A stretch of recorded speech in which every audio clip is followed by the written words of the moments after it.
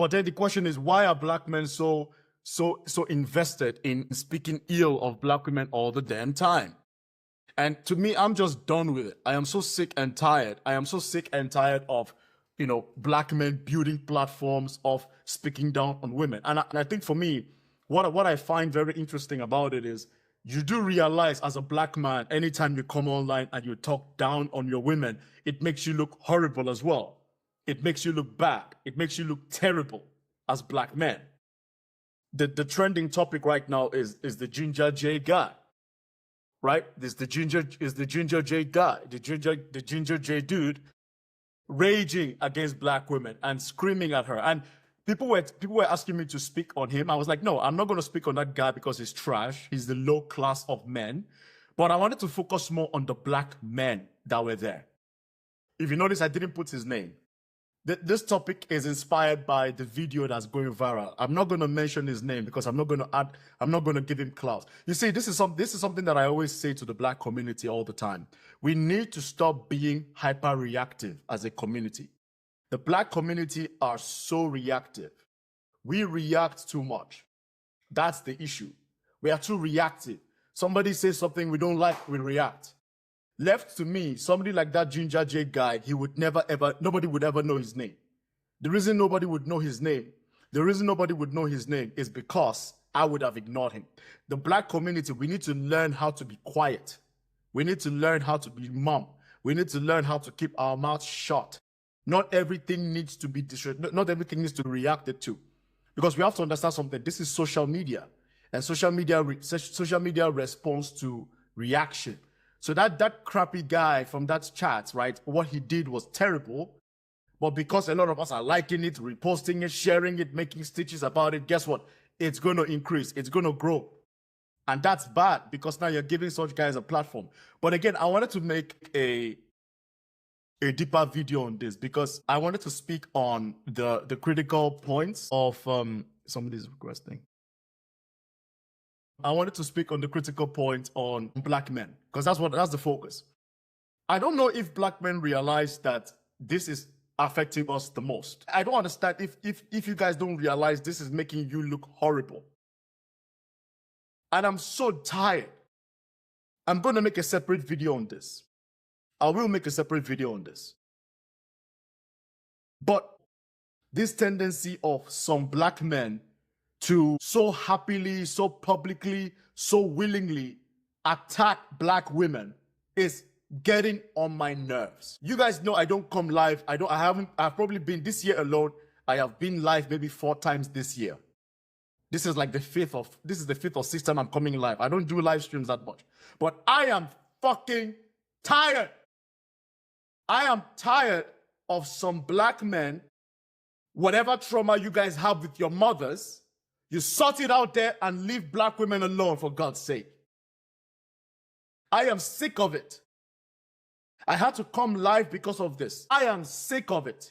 I don't care what you had going on with your mother. You sort it out. Leave black women alone. They already have a lot to deal with. And this is coming from a guy who built me up. My mother, my sister, my second mother. So when you guys come online and talking about black women being masculine, I don't understand what you guys are talking about. I don't understand what you guys are talking about. I come from a long line of wonderful black women. My mother, my sister, my auntie, and I love them deeply. What are you talking about masculine black women? Please explain to me. I don't understand what that means. And as a black man who loves his community, I cannot sit back and just watch black men build platforms of the bashing of black women. And most likely, black women are going to be the ones that are going to stay by your side and defend you when push comes to shove. I don't understand. I don't understand this nonsense. You think other groups of women don't have their own shit? Some of you black men, you pedestalize all these women. Date who you want to date. I don't think anybody gives a damn. Most people don't give a damn if you prefer Indian women, like that guy that went viral. That guy that looks sick. He looks sick. He looks like an infection. He's built like plantain. He looks infected. He's been in jail for 11 years. He's a felon. He's a criminal. He has a criminal record. Yet that guy has the audacity to speak on the community. He spent 11 years in prison, in jail. But his problem is black women. I don't think somebody that has spent 11 years in prison or jail, I don't know, see? I don't know which one is jail, see? Because I stay out of it.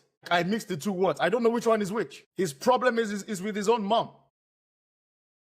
A lot of black men are carrying anger in their hearts, bruv. Deal with it.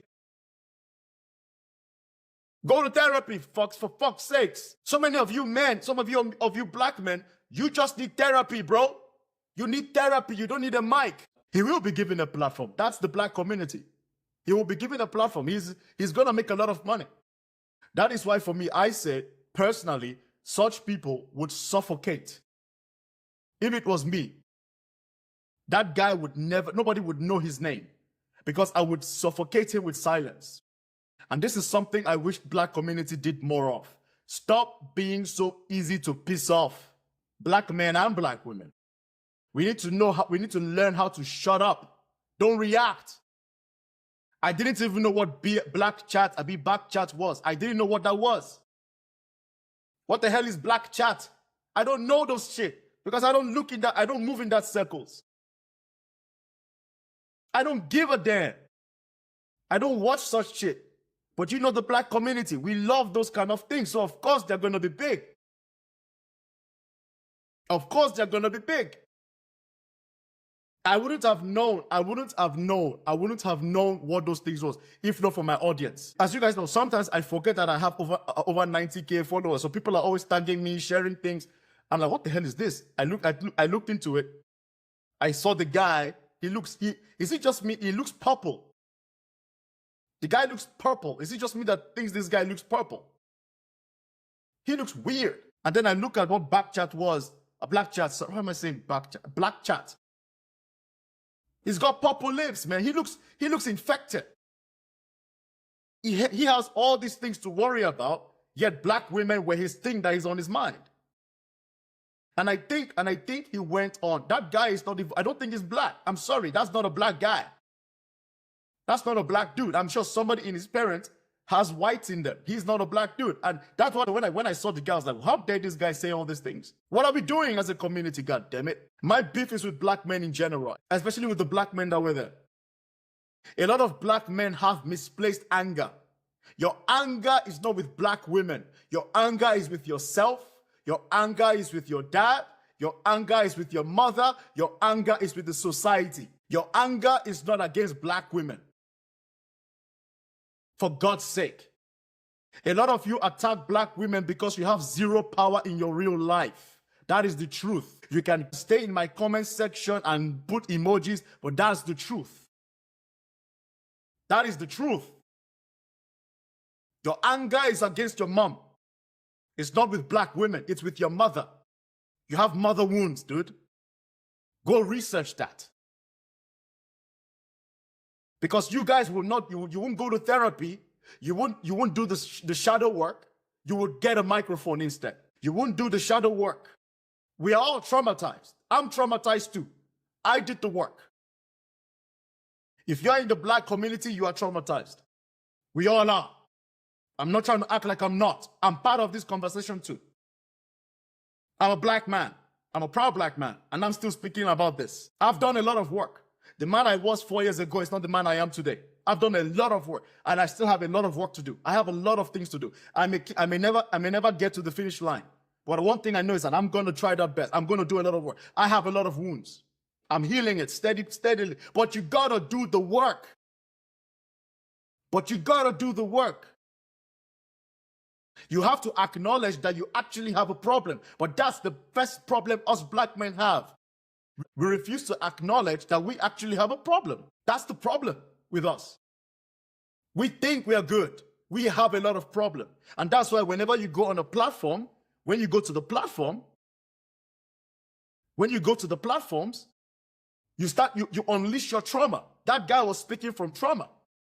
He's speaking from trauma. That's all it was. Unhealed trauma. He has mother wounds. Deal with your problem with your mother and shut the fuck up. I watched that tape.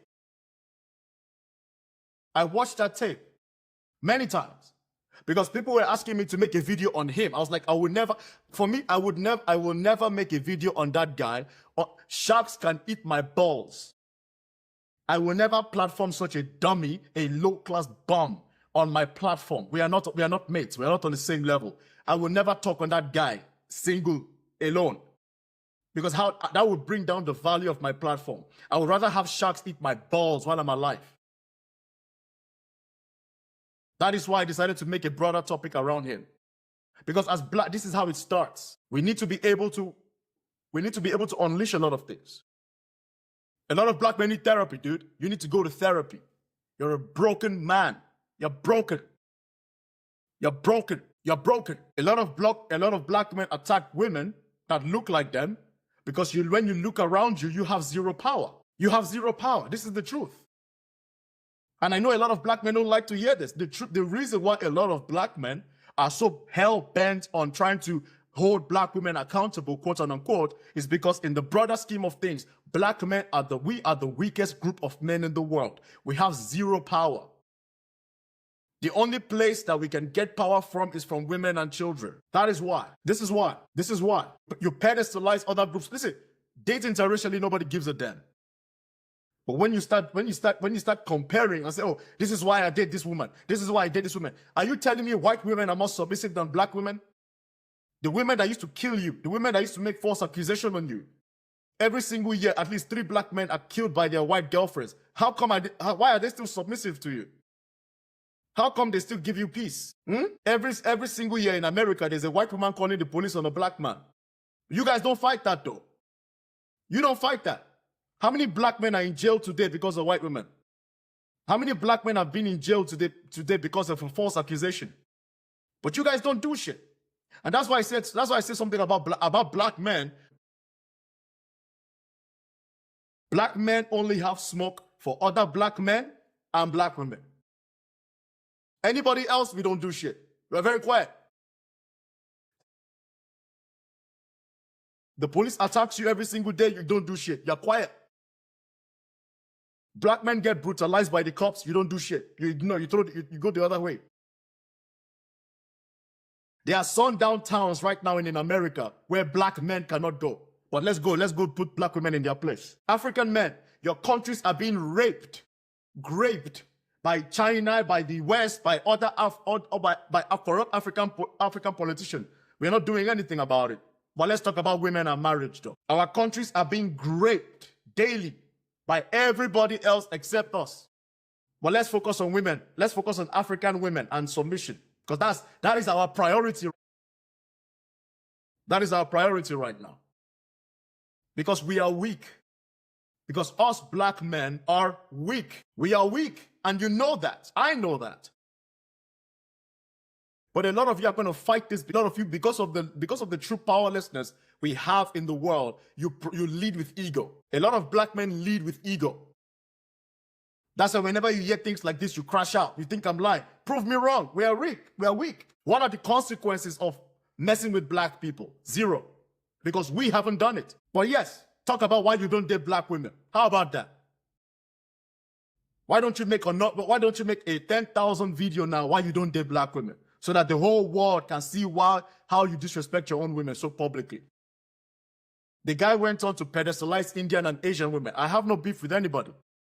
But I dare you as a black man, say something negative about Indian women. The Indian men will fuck you up, bruv. They will fuck you up, bro. Try it now.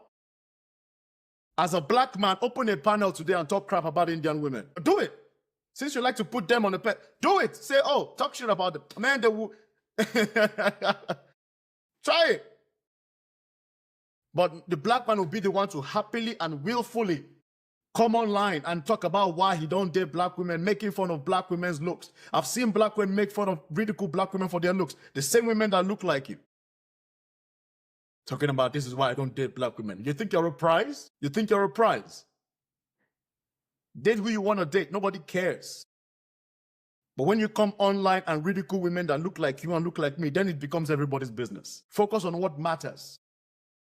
Because the true reality of what the black man has done is pathetic. There's a logic to what you guys are saying right now. The logic is, when a man has no power in the real world, he will try to find power somewhere else. And typically, that power, when he cannot get the power from other men, naturally, he's going to come find that power somewhere. Typically, women and kids. That is why, if you look at the conversations that dominate, the black spaces, it has to usually do with dating. It has to do with women, mainly. And the ironic thing is that on these same panels, you will find black men on those panels going bar for bar with women. Like, what the fuck, man? Where do you even have the time to be sitting 5 hours on a panel talking about 50-50? Man, shut the fuck up, get the power, it will come. Get the power. Black women are not masculine. If a black woman is masculine, it's because you are not doing what you're supposed to do. It's as simple as that. Don't you connect the dots as a black man? Connect the dots as a black man. If you keep coming online and say, oh, my women are masculine, don't you think that looks bad on you? Don't you think that looks horrible on you? Don't you think that makes you look terrible, like a failure? Why is it that the women you as black men pedestalize as feminine, what do they all have in common? You tell me. Their men have power. Have you noticed that? Is it a coincidence? Why do you think? Because a lot of you like to put Latino women on pedestal. You like to put white women on the pedestal, Asian women on the pedestal. Why do you think, as a collective, those women tend to be feminine? I don't think they're feminine, but you guys love to use that word. I don't think they're feminine. I think every woman is feminine. It just depends on the environment that you create for them. On this same app, you have very feminine women. This idea that just because a woman is white, she's feminine, is a stupid, self-hating idea. Just because you think a woman is black, she's masculine, is a self-hating idea. The fact that you think that because a woman is Asian, she's feminine, even those women will tell you, don't say that. They hate it. I have a friend from South Korea, she hates this perception. And then when some of you passport bros, you travel over there, and you get the reality check that these women don't need you for shit, you get angry. You call them feminized. And this delusion as black men that other groups of women want you, that's a lie. That's delusion. Most women from other groups don't want black men. Where did you get this idea that they are waiting for you? Most people date within their race. It's logic. Most white women want white men. Most Asian women want Asian men. Most Latino women want Latino men. Most black women want black men. Most black men do date black women. That's a fact. Most white men do date white women. That's a fact. Most Asian women do date Asian men. Most Asian men do date Asian women. That's a fact. But some of you have bought into this idea that, oh man, I'm just going to go and... That's a lie. That's a delusional lie that you lie to yourself. I'm sick of this shit, bro. I'm not in the mood to argue with anybody. I don't want anybody. And another thing. If I ask you right now as black men, what do we control? What would you say? Name 3 things that us black men are in charge of globally. Tell me. Name 3 things. Name 3 industries that are dominated by black men, that are owned. I'm not talking about the people that play. I'm talking about ownership. Name 3 industries that are owned and controlled by black men. Because if we talk about Arab men, we think of oil. If we think about white men, we think about everything, right? If we think about Latino men, we think of construction. If we think about Indian men, we think of tech. Who else am I missing? Asian men, tech. What do we have as black men, for God's sake? Like, this is a reality check, for God. This is a reality check, God damn it. This is a reality check. This is a reality. I am so sick. I am sick and tired of this pseudo superiority complex we've got. Even I had a black American guy tell me, we rule the world. I'm like, shut the fuck up. You don't rule the world, dude. Shut up. You don't rule the world. That is the issue with us as black men. The fucking ego. Rule what world? What do? You don't rule the world. You don't rule the world. And that's the problem. How can we fix shit when you already think you're a king? That's the problem. We can't even move how can we move the needle from point A to point Z when you already think you're a king? Somebody tell me. How are you going to do that? If you already think you're a king and you're a multi-billionaire, and I'm trying to tell you, bro, you're not. Now you think I'm the issue. I had an African guy tell me, oh, no, the solution is when the population is declining in another country, they will import black men. I say, I will kill you, bro. I swear to God. I would have murdered you. I kid you not, bro. I swear. I would have. This is what I'm dealing with. He's banking on going to another man's system that he's built to go and dominate there. Are you mad? So you want to go into another man's system that he's built with his blood, sweat, and tears so that you can lead with your penis. A lot of black men lead with their BBC and their physical prowess because it's all we got. Because a man that has more will talk about more. Every single country operated by black men is in shit. And not just that, you guys are gravitating towards this red pill ideology. The red pill is for white men. It's not for black men. Get to the back. White men can afford to play around because they are already in power. Tyler and Cohen and Jack and Jacob and whatever names they give themselves, they can afford to cosplay in red pill. We don't. Carter and Tyler, they can do, yeah, man, women ain't shit, man. Yeah, they can do that. They can afford to do it. Their forefathers have done jobs that our forefathers didn't do. Yeah, bro, girls these days, man, they ain't shit, bro. Yeah, let them do it. It's for them. Red pill is for white guys. It's not for us. It's not for us. What the hell are you doing as a black guy who has you don't control nothing? You want to go join red pill? What pill? What pill are we talking about? What are we talking about? You have all the smoke in the world for black women, but no smoke at all for other groups of men. I saw a video of a notorious gang member who was terrorizing black communities. He would happily terrorize black community. He has unalived black people, black men, black women, but as soon as a white police officer was arresting him, he was quiet. I said, look at these idiots. You only have smoke for black people. That's the only smoke you've got. Or you only got smoke for black people. That is the black man. A black man will happily unalive another black man, and then a white woman will slap him in the face. He will shut up. That is the black man for you. A overweight white police officer will punch him in the face and he will fight back. An overweight white police officer with his ass crack showing will slap him and punch him. Shut the fuck up, bro. Shut the fuck up, bro. Yeah, shut the fuck up, man. He will put his hands up like this. Y'all see this, bro? Y'all see this? Y'all see this? Y'all see this, bro? You see this, bro? This is, I've got rights. I've got rights. I've got rights, man. But black women, that's your biggest problem, though. You know? Black women not submitting to you. That's the problem. But black women, oh yeah, and you don't forget, the biggest issue is the weaves. Man, God, man, as a black man, the weaves black women wear, God, it's such a problem to my existence, you know? God, I just wish they wouldn't wear weaves. You know? God, why are they wearing weaves? Man, you know, I launch, you know, we could find a way to work together and build businesses as black men so that black women can wear their natural hair, since we like talking about their hair. No, let's not do that. Let's create a TikTok page and let's go on YouTube and make videos on why we don't date women that don't wear natural hair. How can you blame black women for trying to fit into a system that is not built for them, and you're talking down on them for trying to fit into a system? Give them an alternative. Give them an alternative. See, that's my logic. That's the way I think. This is the way I think.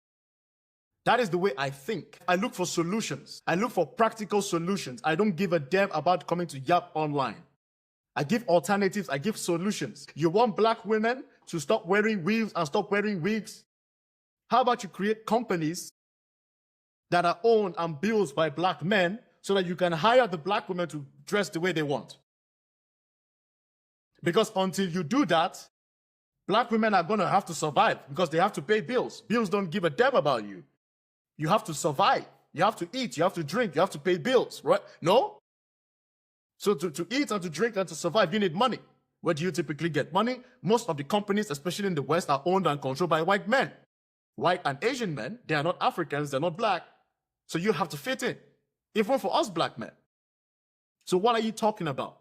I'm sick of this shit. Black women, I don't date black women, submissive. The guy, he went on to say he wants to put black women in their place. Jesus Christ, bro. How powerless are you? You want to put black women in their place? What place is that? We're all at the bottom, bruh. How low can we go? We're already at the bottom of the barrel, Ni. You want to put her at the core of the earth? You want to put her at the core of the earth? We're already at the bottom. You want to dig the ground and bury her there? How low can we go? We are already low with you. But it makes sense. Psychologically, it makes sense. Because a man that has no power will always find his power somewhere. Because the same men that are trying to put black women in their place, they get bullied, get hung, get treated like shit, get dominated, their countries are being raped, they are being politicized, they are being used like fleshlights, and they do nothing about it. That is the state of the black man. Black men will rather attack men that look like them and bow and fear and cower in the face of other groups of men. That is the state of the black man. And you can go argue with your mother. Most of you don't even like your mother. So argue with your alcohol. Or argue with your red pill bros. I would have said argue with your mother, but you already do that already, if I'm not mistaken. Because this hate is coming from somewhere. This hate is coming from somewhere. I love my mother. That's why I don't talk like you guys, for God's sake. Clearly, I love my mother. I just spoke to her before I even came live. Why the hell would I be saying that kind of nonsense?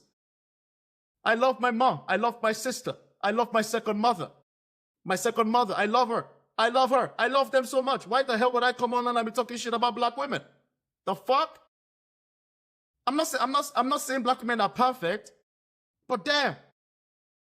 They catch so much smoke, man. I love my mother so much. She's done a lot for me.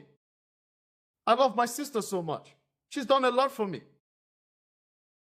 So imagine me going on a podcast to talk about, yeah, you know, put them in their place. Yeah? Yeah? Yeah? Yeah? Huh. You need therapy, not a podcast. You need therapy. You need therapy. What conversation do you want to have? What do you want to talk to me about?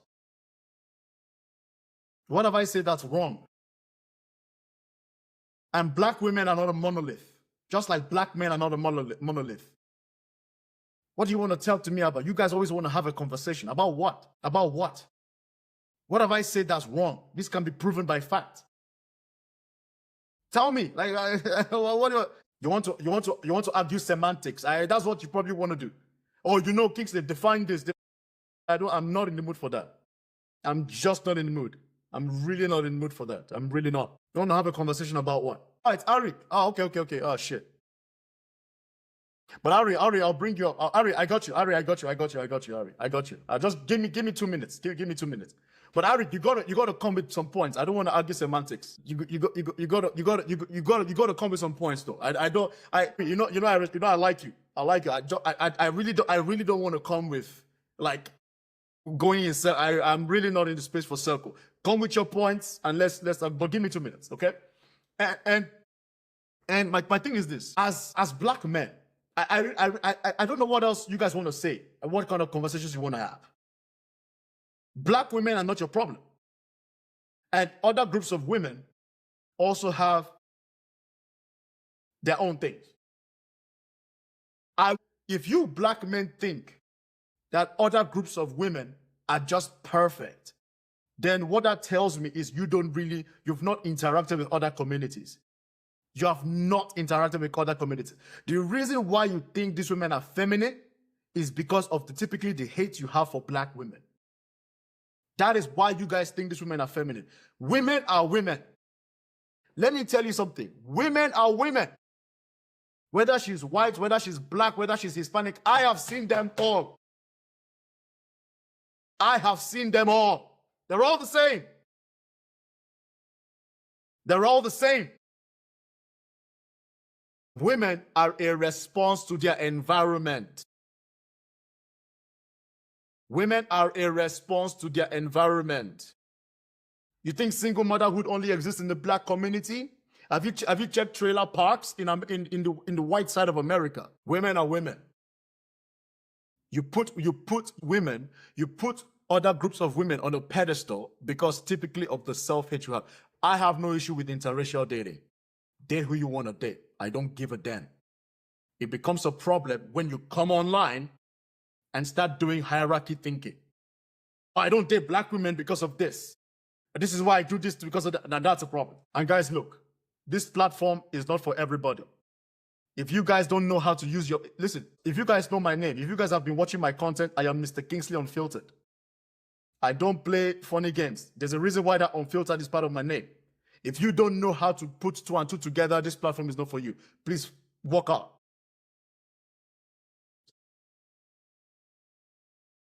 This platform is for critical thinkers. If you don't understand meaning of words, if you don't know how to read between the lines, if you don't know how to define things on your own, just go away. Please, I don't have time. Go find the 1001 platforms where you guys scream over each other and throw insults at each other. Go for that. Maybe that's more your speed. Okay? Amen.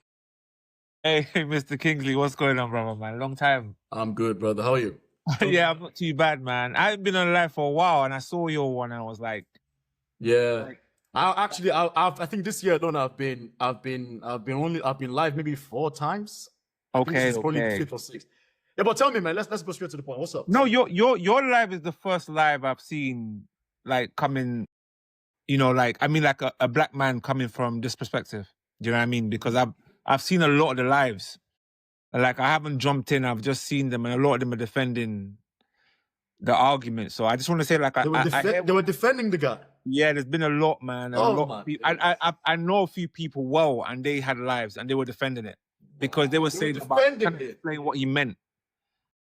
Explain what he, yeah, this is the first live that I've seen that you're the one that's saying that, you know, like defending black women. This is the first live I've seen from a man. They were defending the guy, Ari.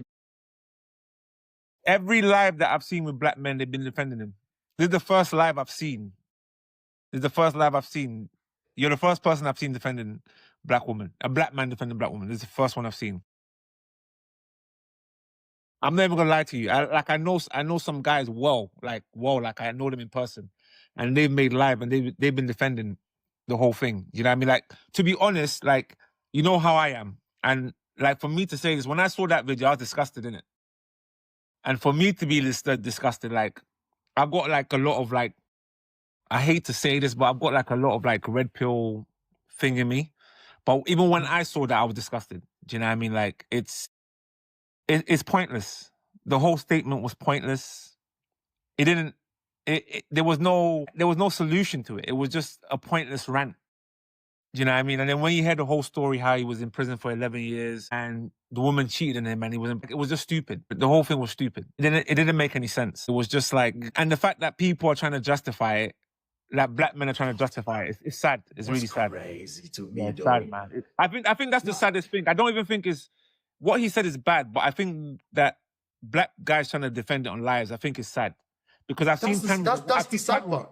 Yeah, I've seen panels with black guys, and they'll have panels of women on their black women, and they're just like, they're just attacking them. Oh, they're really attacking them. I could cry about this, really. Yeah, it's sad, man, bro. It's sad. I could cry about. Like, people don't understand how this means so much to me. I just don't like.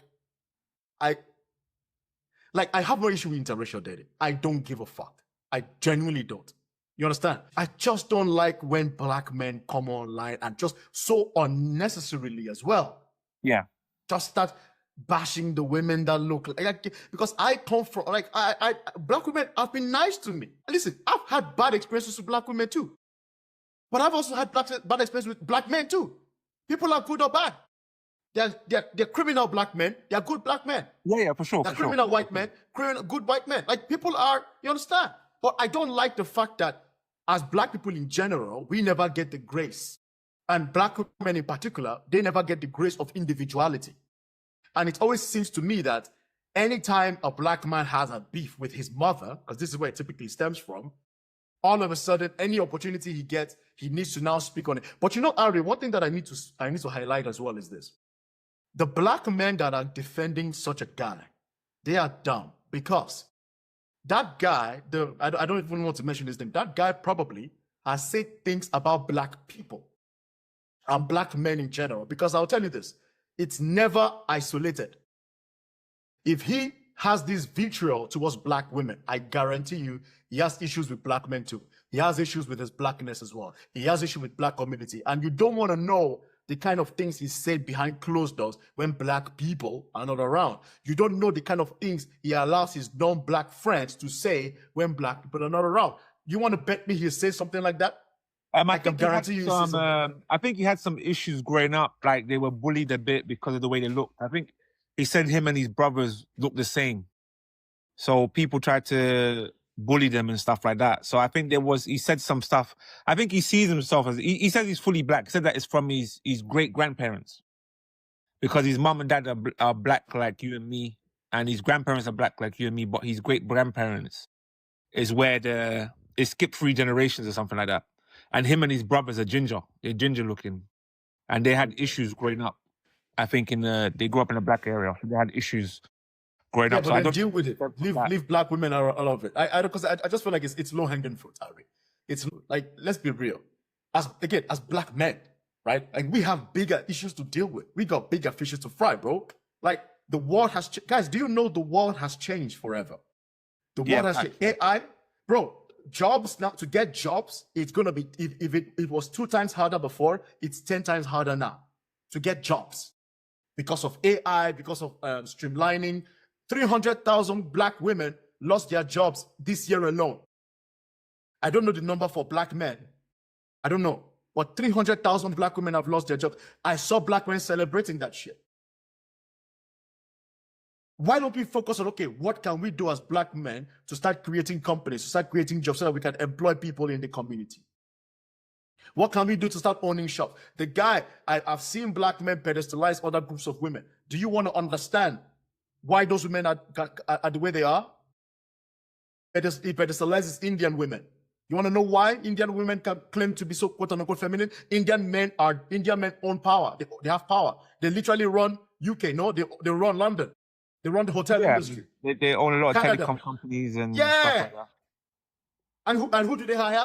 Who do they hire? They normally hire their own. There you go. So you see, I traveled to Canada about 3 months ago. So it's Indian now, bro. Yeah, I traveled with my mom and we went, you know, like those people, like Heathrow has sold their shares to, their rights to an Asian company. So they help you, you know, like people need like they need wheelchairs and stuff. Yeah. So they'll come and like help people with disabilities. They drive those cars in the airports, you know, the little buggies and stuff. They help people who can't. Every employee is Indian or Asian. The whole company, there is not one white, black person. They just keep bringing in their own. And they bought that. The same thing with like Royal Mail. Royal Mail only has like a few post office left. They're all franchised and they're owned by Indians. They employ their own. They employ their own, you know. It's crazy. Do you know what I mean? But what I want to say to you is that, you know, like, I think what he said is disgusting, and I think the whole thing's disgusting, innit? Like when black guys are attacking black women, I don't think it's right. But you know what I've started to notice is like what you said earlier. A lot of black guys are going red pill, right? And what you're saying about red pill is not for us. Is like if you look at what's happening, right? So like a lot of black guys, we tie masculine and black women together. A lot of black guys will say they don't want to go at black women because they're masculine, they're argumentative and blah, blah, blah. The other races are more feminine. You can wake up and say, go make me a sandwich, babe, and she'll make me a sandwich at 3 a.m. in the morning. A black woman's not going to do that. This is the ideology out there. You know what I mean? Black women are too aggressive. They challenge you too much. They want you to want better for yourselves. While a white woman will just fall in line and follow you, and if you don't have much, she'll accept you. This is the true. That is not true, though. No, I know, but this is the ideology. This is the ideology. When you have a lot of guys jump, a lot of guys will jump ship. Either one, because they find it easier, or two, they might not have been getting play from black women. So because they haven't been getting play from black women, they will jump over to the other side and they get a lot of play that side. Do you know what I mean? But what I don't understand is that if you look at a lot of successful guys, maybe athletes, guys that are into music, like black guys, a lot of them end up with Caucasian women or whatever women they end up with, like not black. And a lot of them seem to have issues with, like, they keep getting used for money, right? Keep getting used for money. Like, they'll keep, a lot of the athletes will go to outside the race and they keep getting taken for their money. But yet they will say that black women are a problem. And I'm like, but look at the women you guys are dating. You guys are dating all these Instagram baddies and they're not black. They're white. All of them are pass-arounds. They'll take you for your money. But then you keep going after one and after the other, and they'll keep using you, and then you still have this hate for black women. If you look at, there's not a lot of black women in the scene like that are going out with these athletes and stuff. Majority of them date outside the race, but yet they have a distaste for black women. I don't understand where it comes from, because you're not dating them, and you're not having success outside the race, and then you keep putting them down.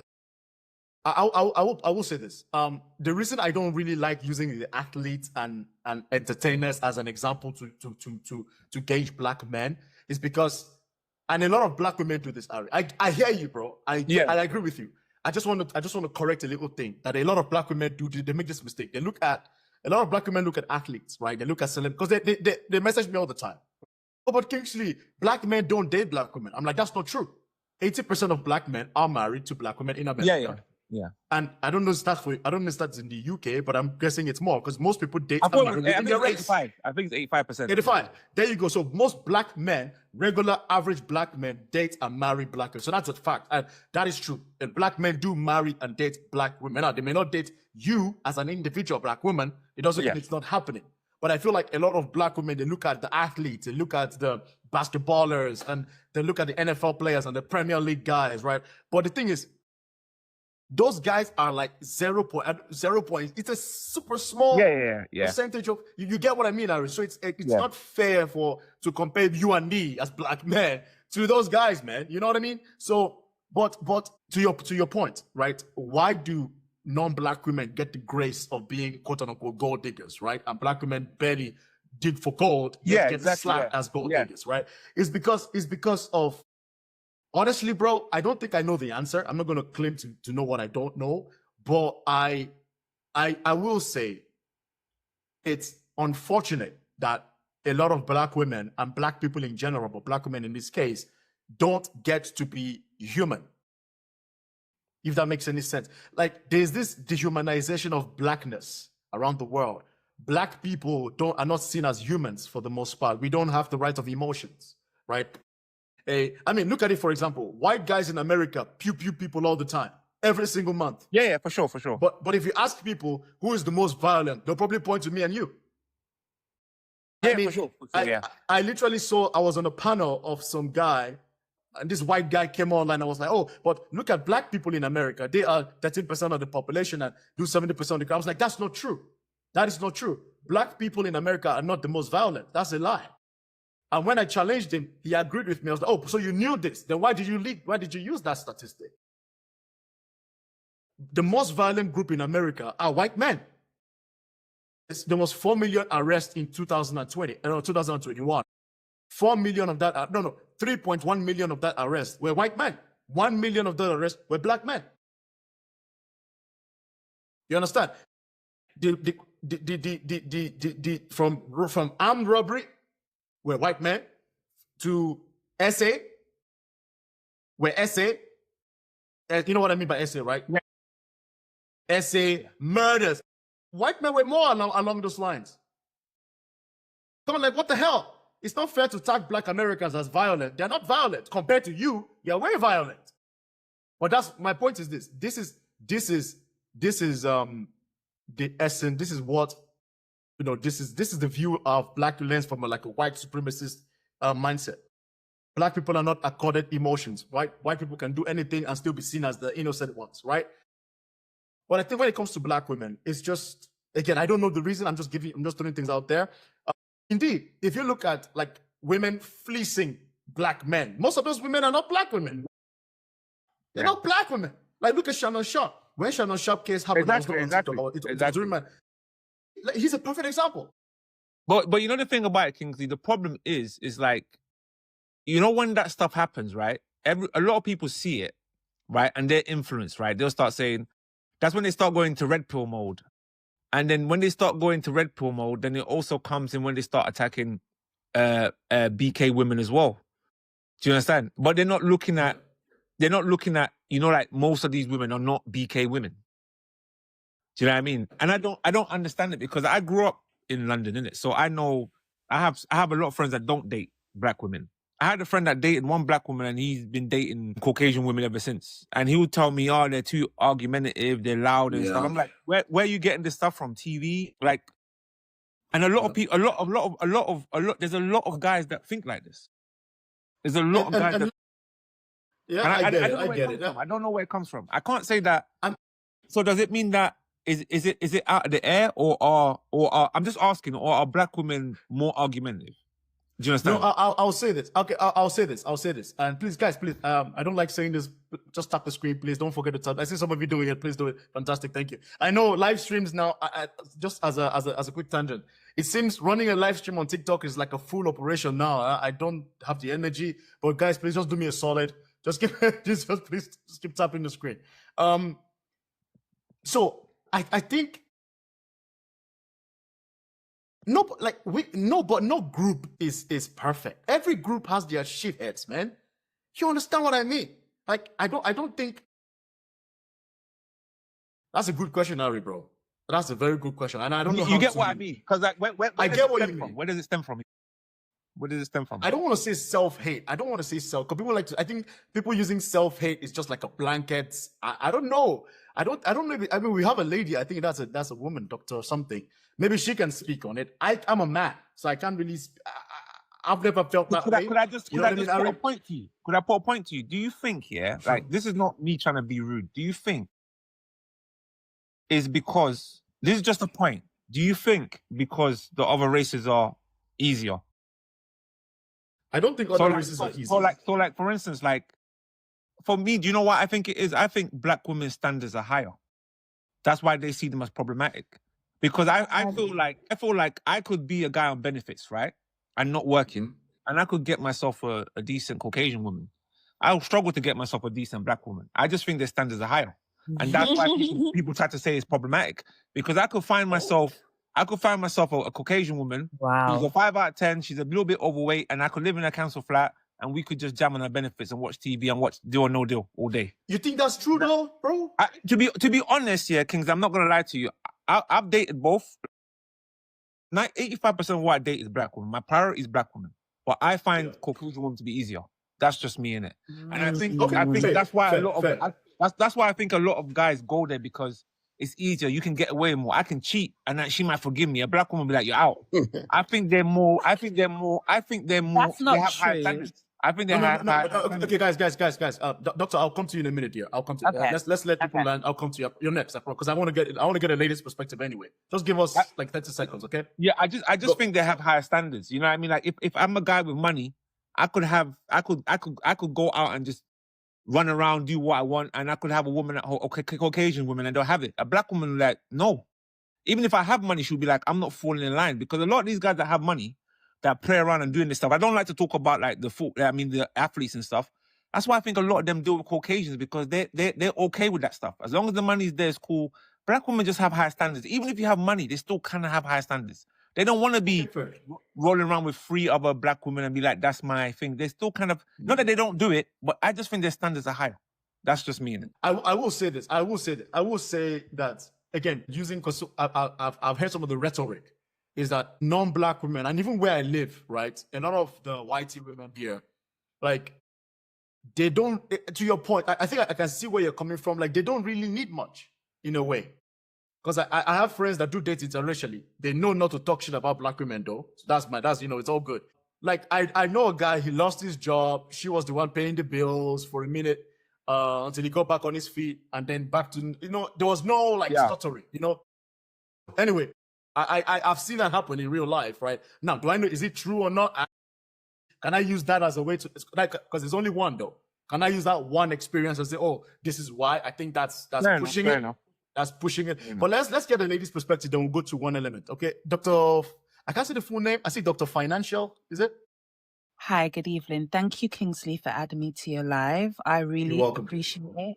And I just want to commend you for speaking so highly for Black women and just being a voice for us, because it's just refreshing to hear a Black man, a full-on Black man, speak so positively about Black women. So I just wanted to thank you for that. And hopefully I, as a Black woman, will be able to speak for other women. I do have a lot of wisdom to add to this. So, Baba, you were saying that you think Black women's standards are high. I'll tell you why you possibly could be right. And also at the same time, there's a reason why we come across like that. So for me, I'm a single mother with 2 children. I'm highly educated. As it stands right now, is it me echoing or somebody's echoing? Guys, please mute. Please mute. You're not speaking, please mute. It sounds weird. I'm going to drop her, man. Go on, doctor. Sorry. So I'll be honest with y'all. I come from a broken home. I didn't watch my mother and father. Please mute your mic. I can't hear with somebody's mic is doing something. I think his sister. No, I got you. Just go on. Right. So I'll be honest. I come from a broken home. My mum and dad wasn't married. I'm Caribbean, and I've seen some comments speak negatively about Caribbean women as well.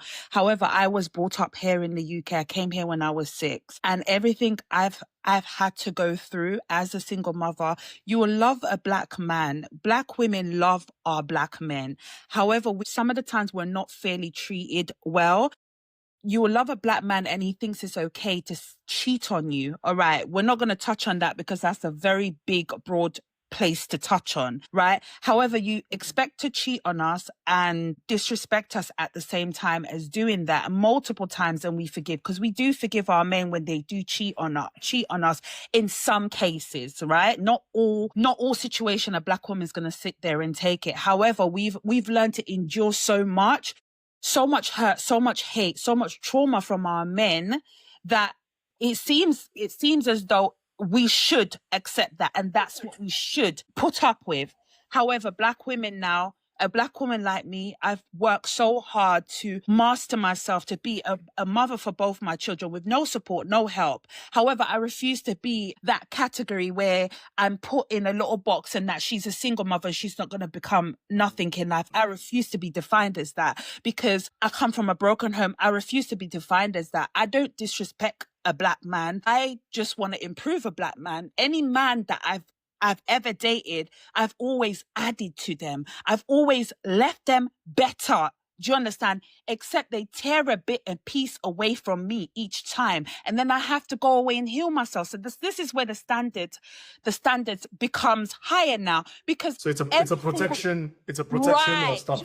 Thank you, okay. Kingsley. You're getting it. I hope I'm speaking for the women and they're proud that I'm saying it like this so you can understand a little bit. So each time I've gone through having to heal myself, I put up a barrier, because at the end of the day, I've worked so hard to heal myself. I've worked so hard to not be that I'm going to need a man to support me and do everything for me. And I'm passionate about this as well. I'm going to need a man to do everything for me. Already you have that Kevin Samuels man that says that because you have a child, women who have children, single mothers did not want to be single mothers. We never asked to be single mothers.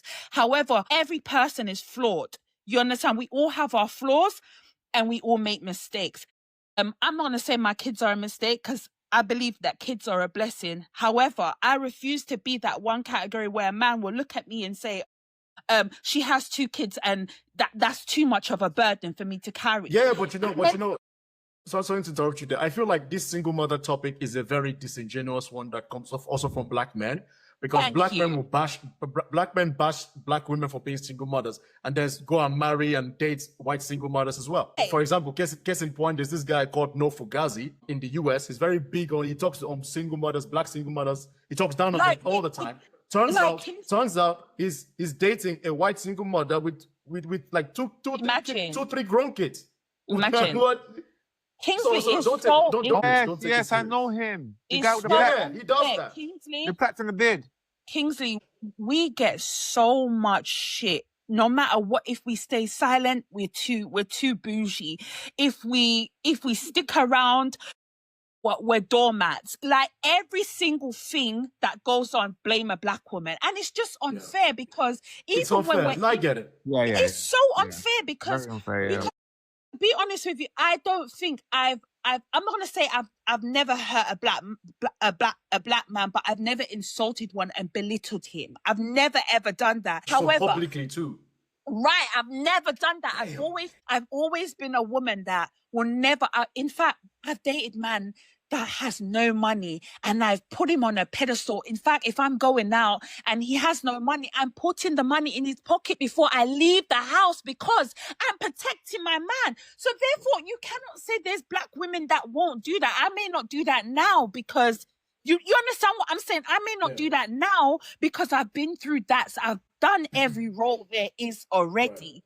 Now the focus is me building something and leaving a legacy, not just for my children, but my children's children's children. And also I'm a mother to nations. I do a lot of charity work for strangers. When they say black women are not kind and soft, it's absurd to me because it's upsetting to me. Here I am a kind, a soft black woman. I treat my man as a king. However, when we do treat you men as kings, you give us bullshit. It's just, it's now black women are choosing to stay alone. Understand? Because they just want to protect their peace. And that's how we feel. We're protecting our peace because we've been through the mud.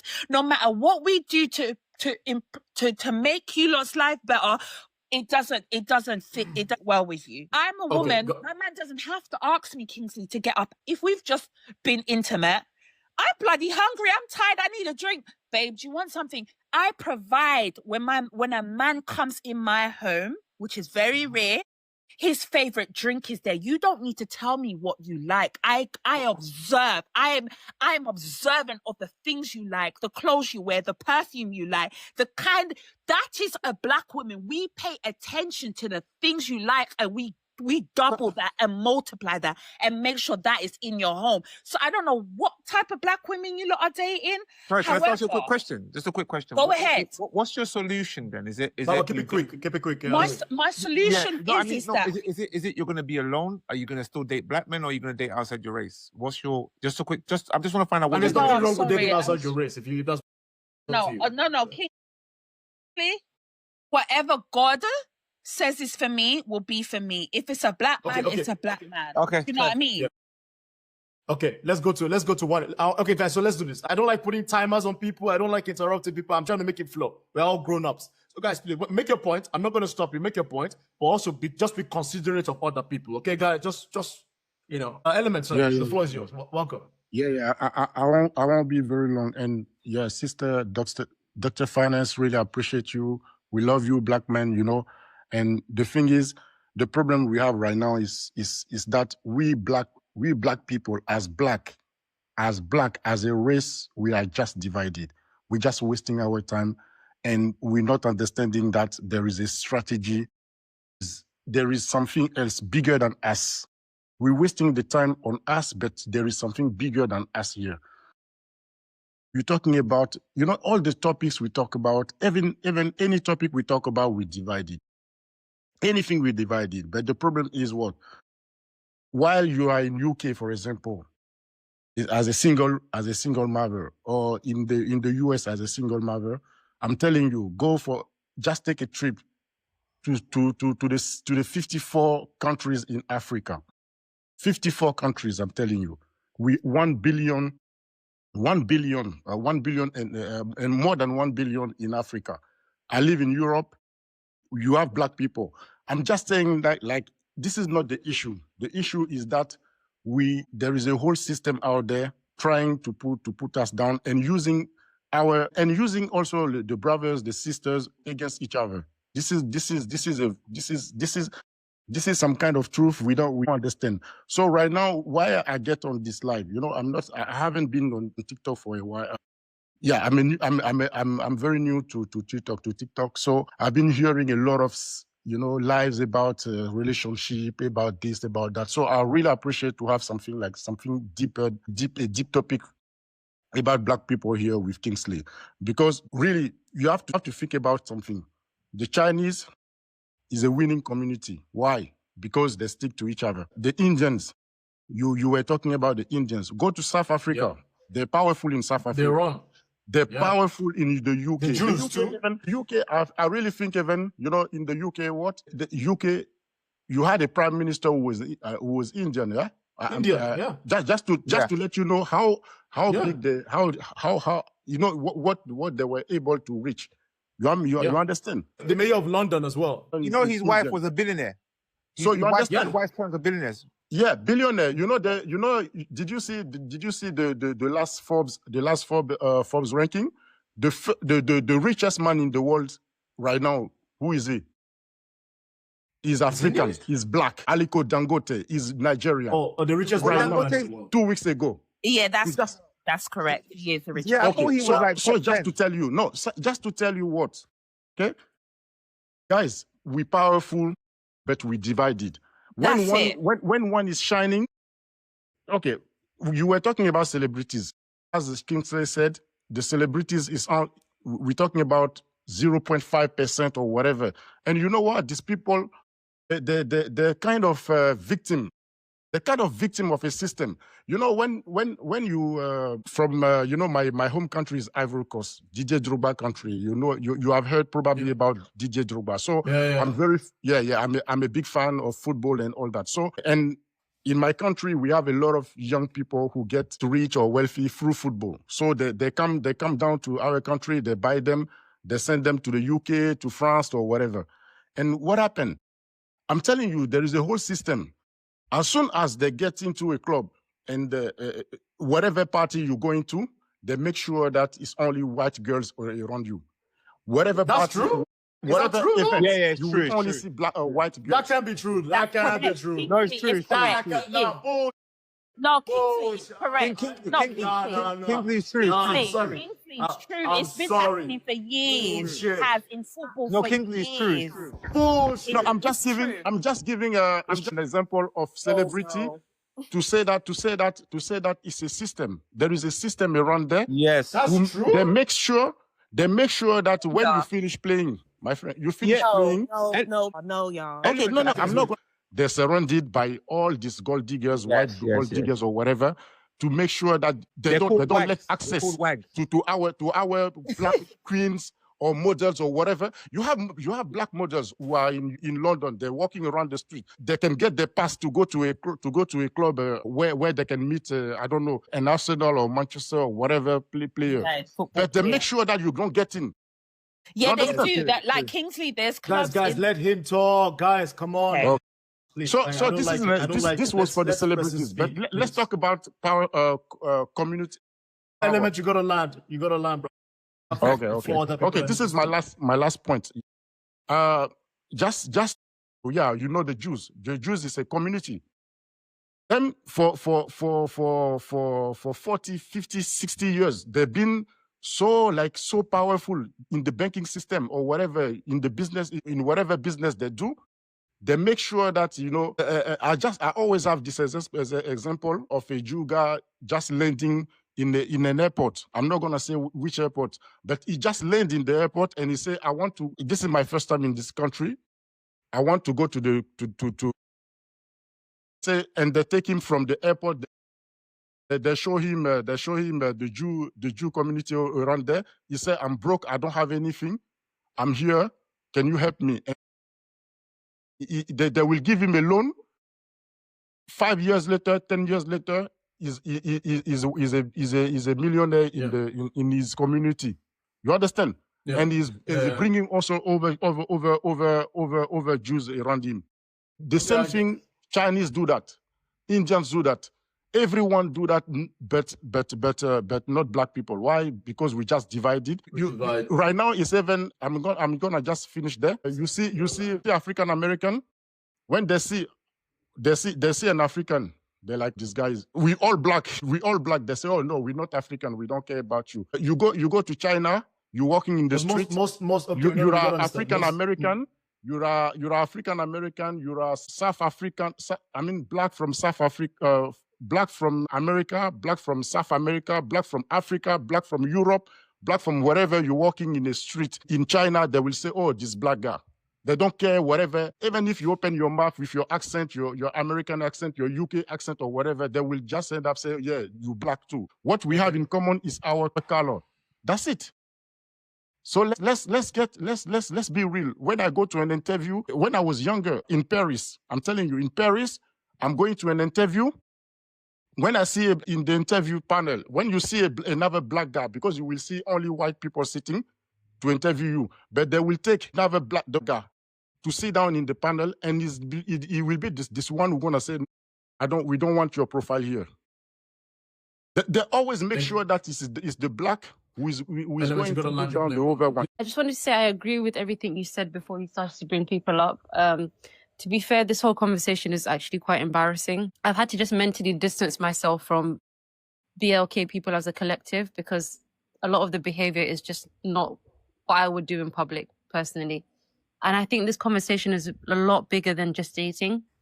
It's very deep. I think the self-hatred for a lot of these BLK men runs really deep. And it's got to do with power dynamics. They understand that we live in a system of YT supremacy. And they know that they're at the bottom. And they know the only people they can punch down on are BLK women and BLK children. So it's nothing to do, when earlier, I think it was Dr. Finance, you were saying, oh, you've been nice to these men. Think about what drink they would like and all of this stuff. It's nothing to do with how nice you are. As long as you're a BLK woman, they don't like you. And that's just what it is. It's the hard, sad truth, but they don't like you because you are a BLK woman. And they think that for them to go up in the ladder, to go up in YT supremacy, they have to put down BLK women. They think that if they put down BLK women, if they wear YT people's labels, if they do certain things, do certain behavior, they don't understand that. What did Kanye say? No matter what you do, you're still an N-word. YT people don't want you around. You can chuck and jive. You can tell us that we wear wigs, we wear weaves. You can be disrespectful. YT women wear wigs too. Yes, they do. You can say that we don't deserve any money. We're gold diggers. You can call us. At the end of the day, you're still an N-word to them. So that's just, it is what it is. And I will say, for me personally, the most racism that I've experienced, when I say racism, in terms of people not liking me just because of my skin color or my hair texture, has been from BLK men, unfortunately, in the UK. They have been the ones who've been maybe white people have done it in a way that's subtle, but vocally, BLK men have said things to me that are very disrespectful about my hair texture, about my skin color, the way that I look, the way that my hair. Wow. Do you know what I mean? Yeah.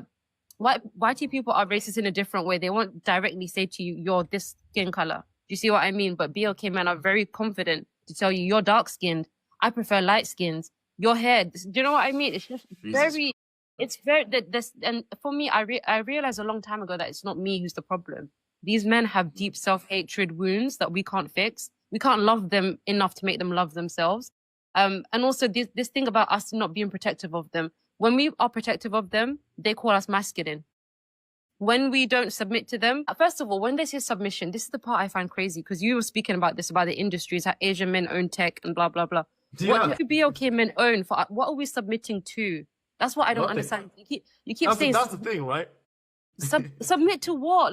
I'm very, very confused. And also this conversation around standards, right? They'll say our standards are too high.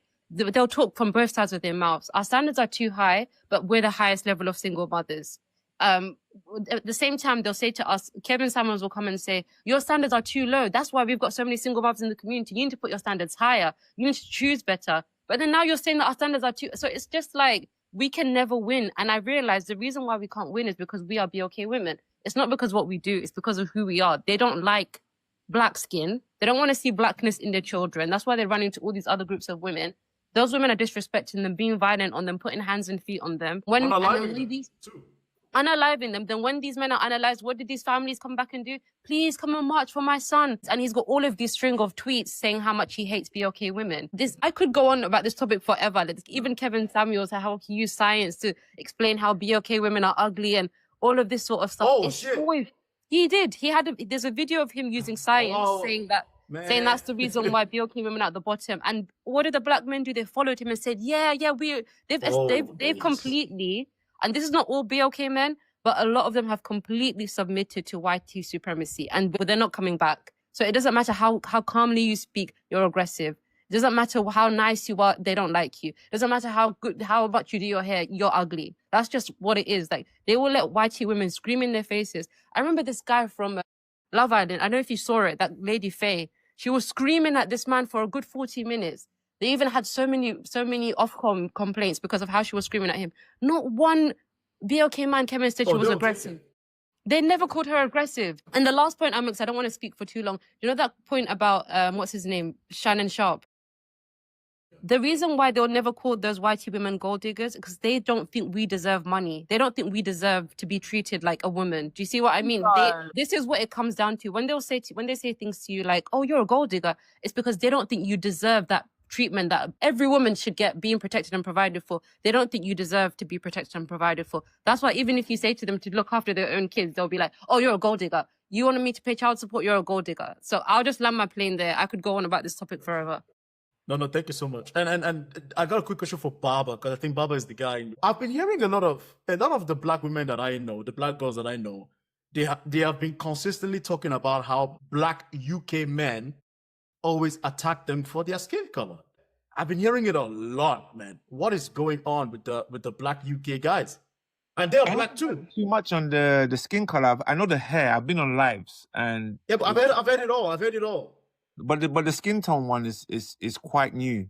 And you know the thing about, I hear what Molly's saying, but you know the problem is, I think is like things are kind of correlating a bit, because it's like black women are starting to be they're more successful than black men now.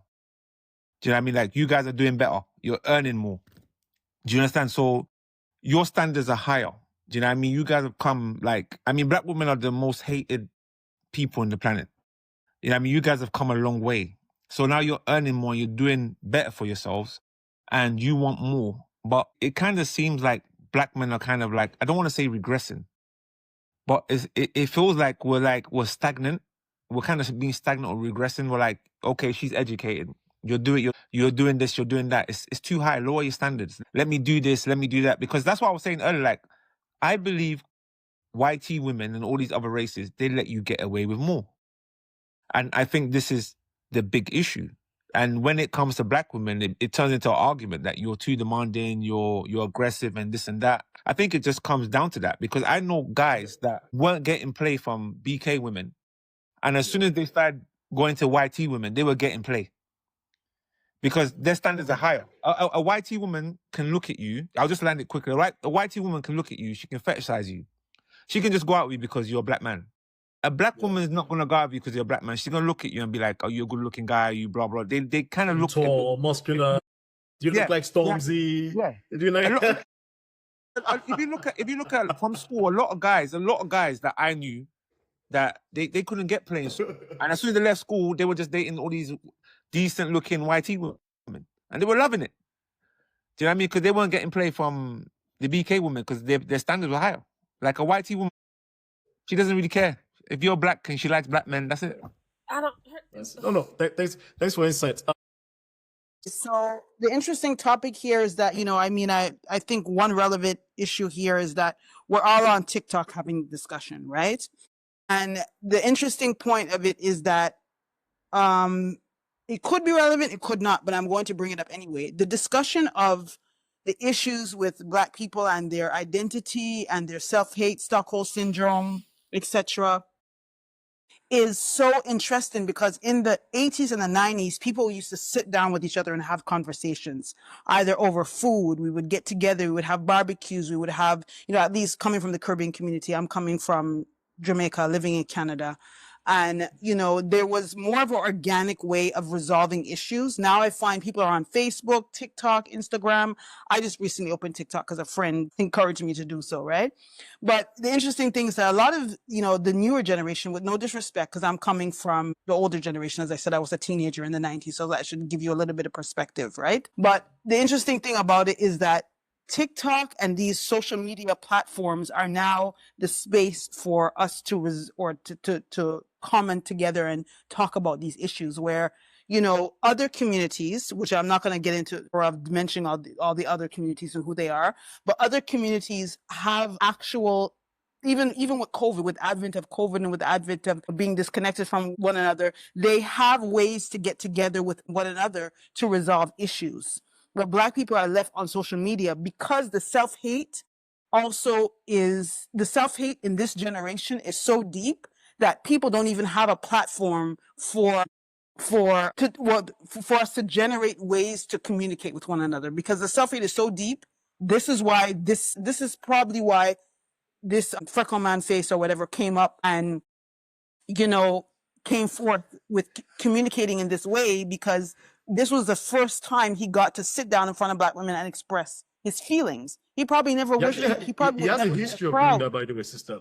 It's not his first time. Right, okay, Ginger, right. Yeah. But he probably was not in a crowd of Black women prior to this occasion, right? He was probably on social media screaming, Facebook, whatever. A lot of these people who are on social media who are screaming Black men, whatever denomination they come from, whichever community they come from, they're screaming on social media. They're saying whatever they say. They're behind a keyboard. They probably have never traveled. They probably don't have a passport. They're probably never been. They're talking about Jamaica and the Caribbean. They probably never traveled.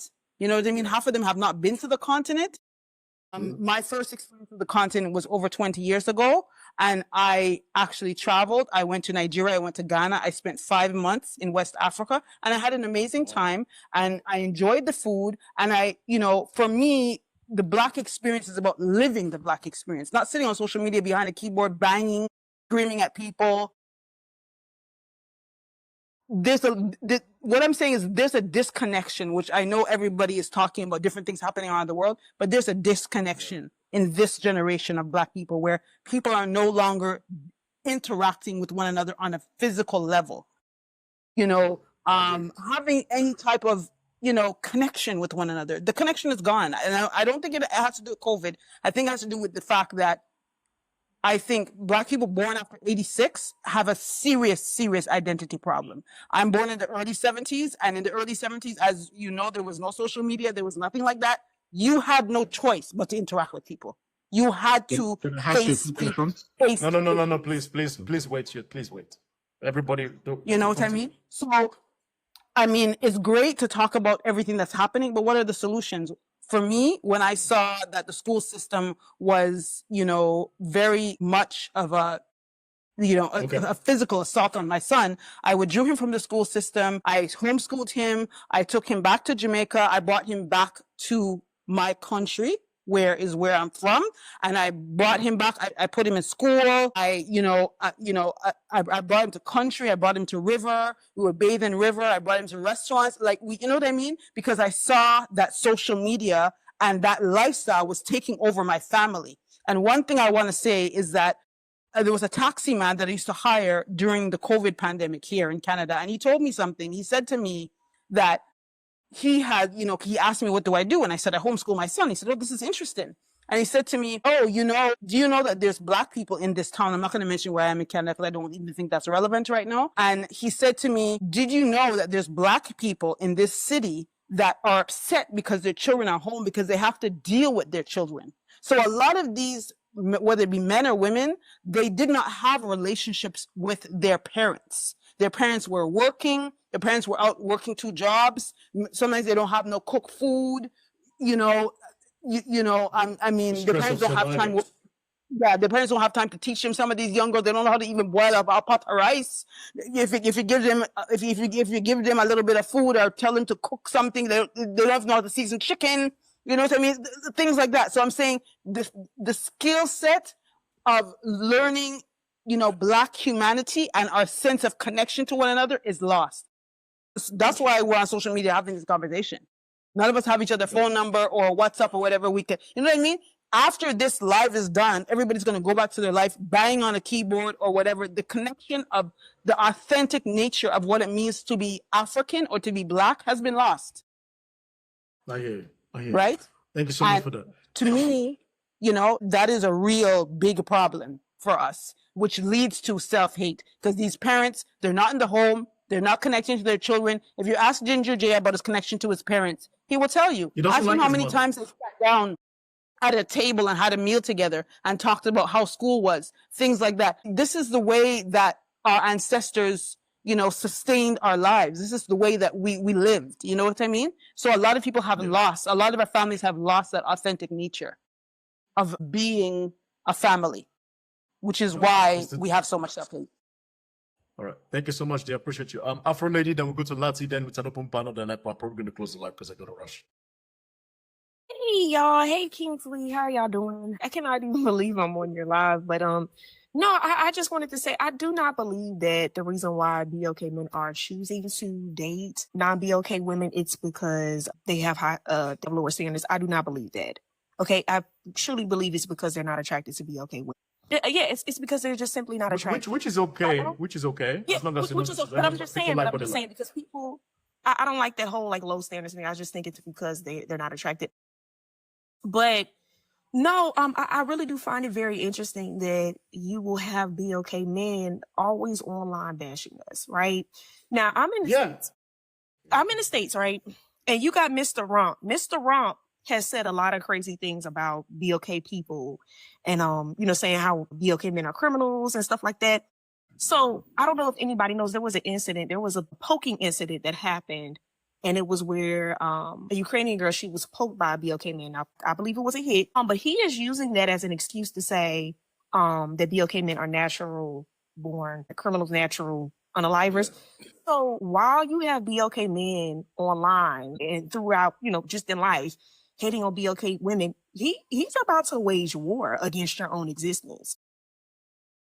That's my thing. I don't understand why we are the enemy to you guys. You know what I'm saying? So it was a lot I had to say, but no, Molly is correct. She's correct.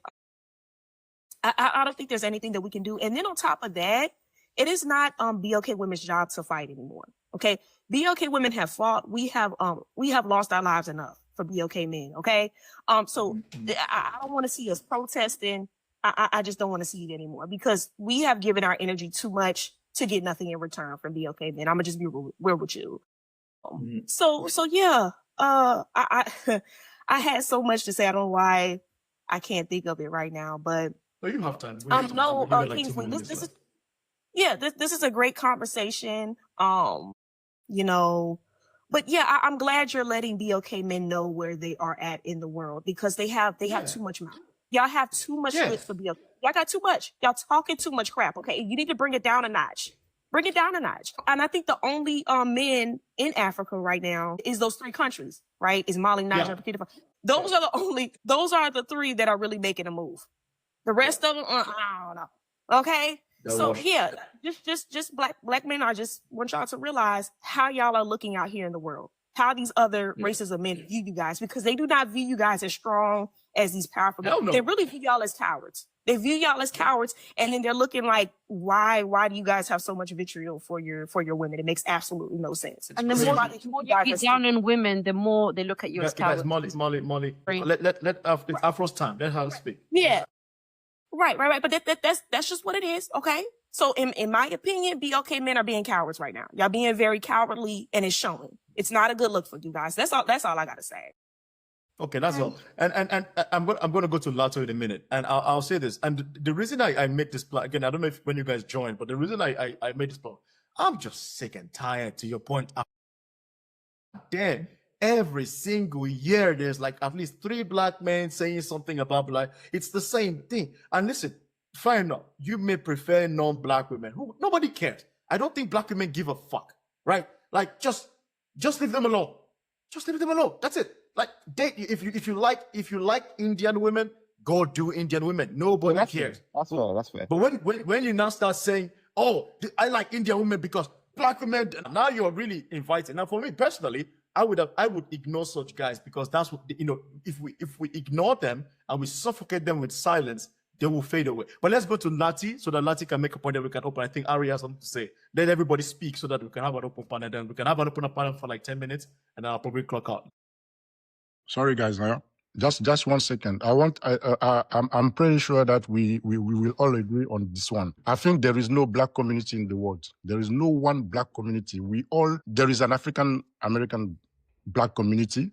There is South African black community. There is whatever black community, but there is no one single black community like in a unified way. That's why we will never go nowhere, because I will be talking about, as for example, let's say as a black as an African American, I can be somewhere talking and saying that, yeah, I'm black. I'm trying to defend black interests here. But what I got back in my head is the interest of the African black American. So it's not you don't care really about black Chinese or whatever. And I'm going to tell you something.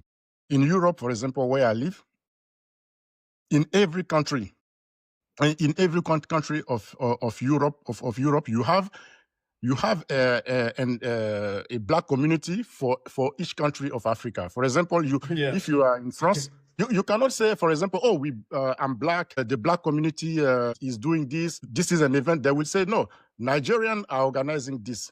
Ghanaians are doing this. South African are doing this. You know, I gotta interrupt you there. The thing is this. So we have to understand like the categorization of people. Black is a very Western term. You understand? So just the reason I'm using black is because it's what we use, just so that everybody can relate to it. No.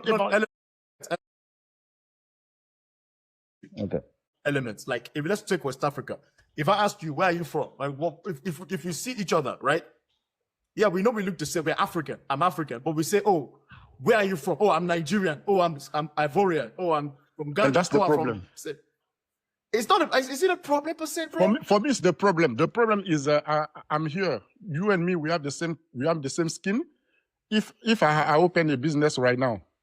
Oh yeah. You know what's going to happen? We are together. I get that. No. We're not even together. We are not in the same state of mind right now. What I'm saying is that I create my business right now as an Ivorian. Yes, as an Ivorian, I open my business, and I'm hiring. I'm hiring not black, not because you're black. I'm hiring because you're Ivorian. I'm saying, Nigerian come, they apply. I don't want them, but they're black like me. If you take a Chinese, I don't know if it's a good example even. Let's say Chinese or someone from Asia or whatever. They open a business. A Chinese guy or someone from Asia or whatever. I understand.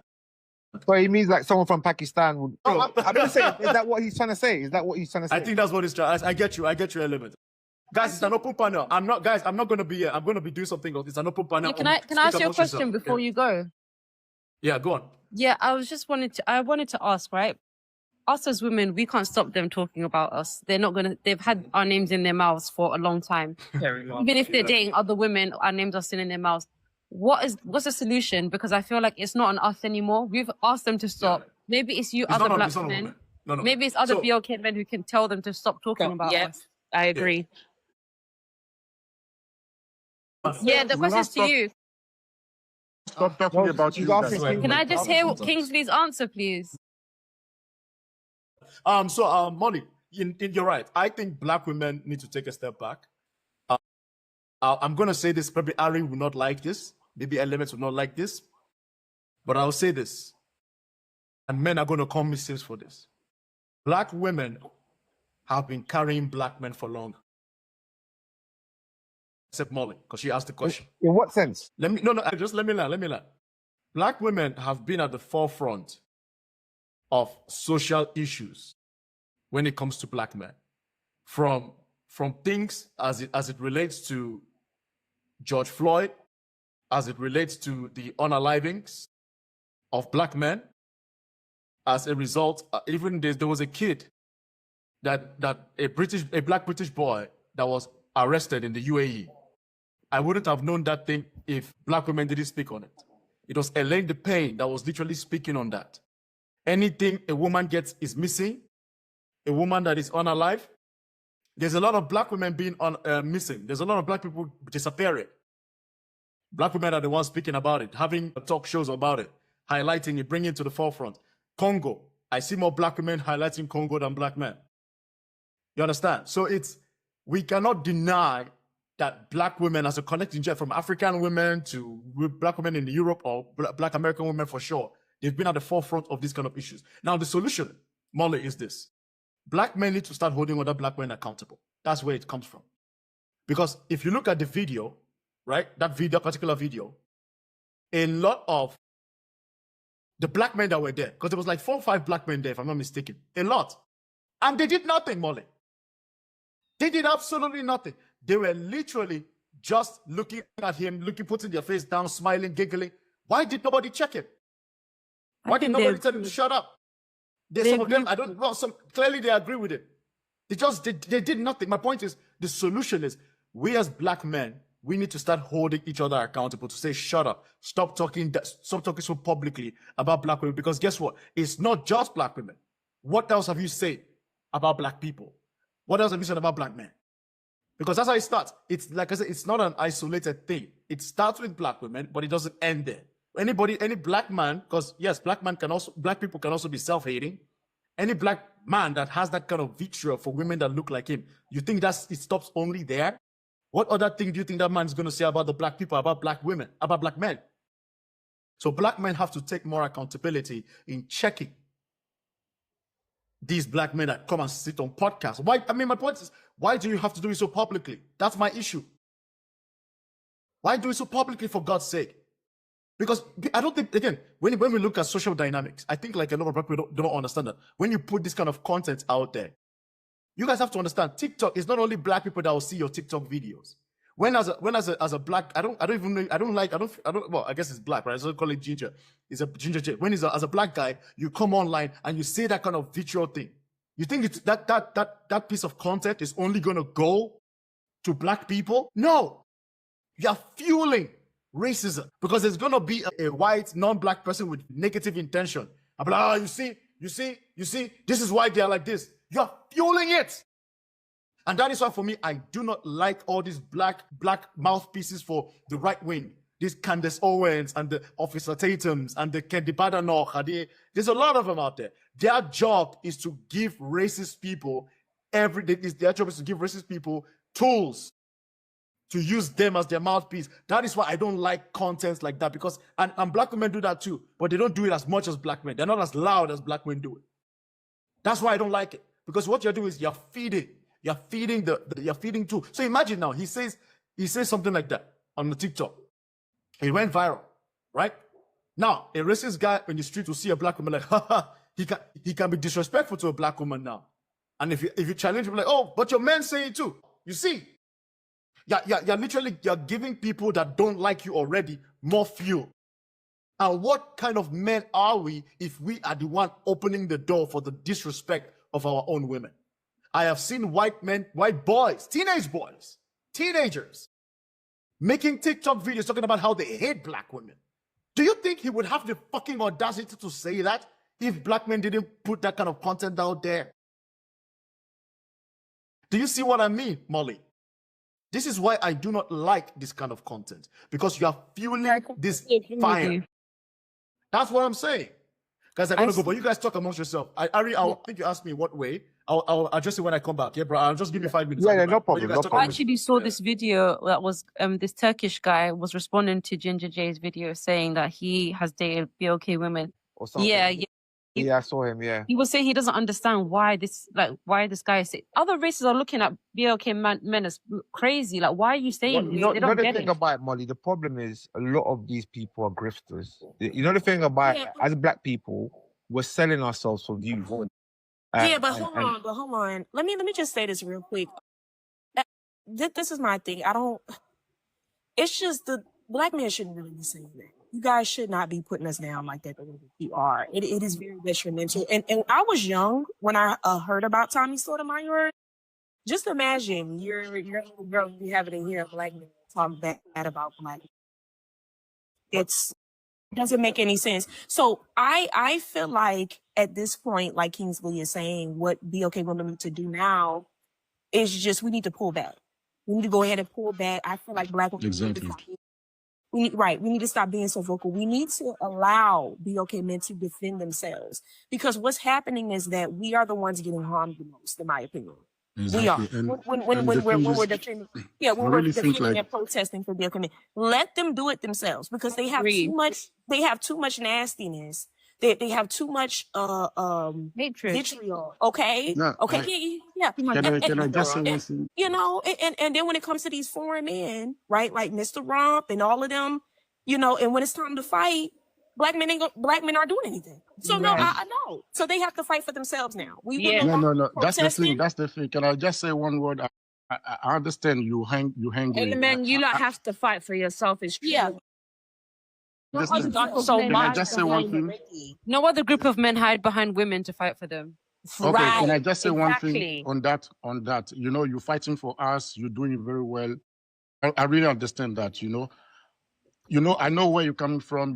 That's the problem right now. The problem is that we end up just eating each other and talking, and women are fed up. Just like you see now, you're saying we don't deserve even your fight. We don't deserve you.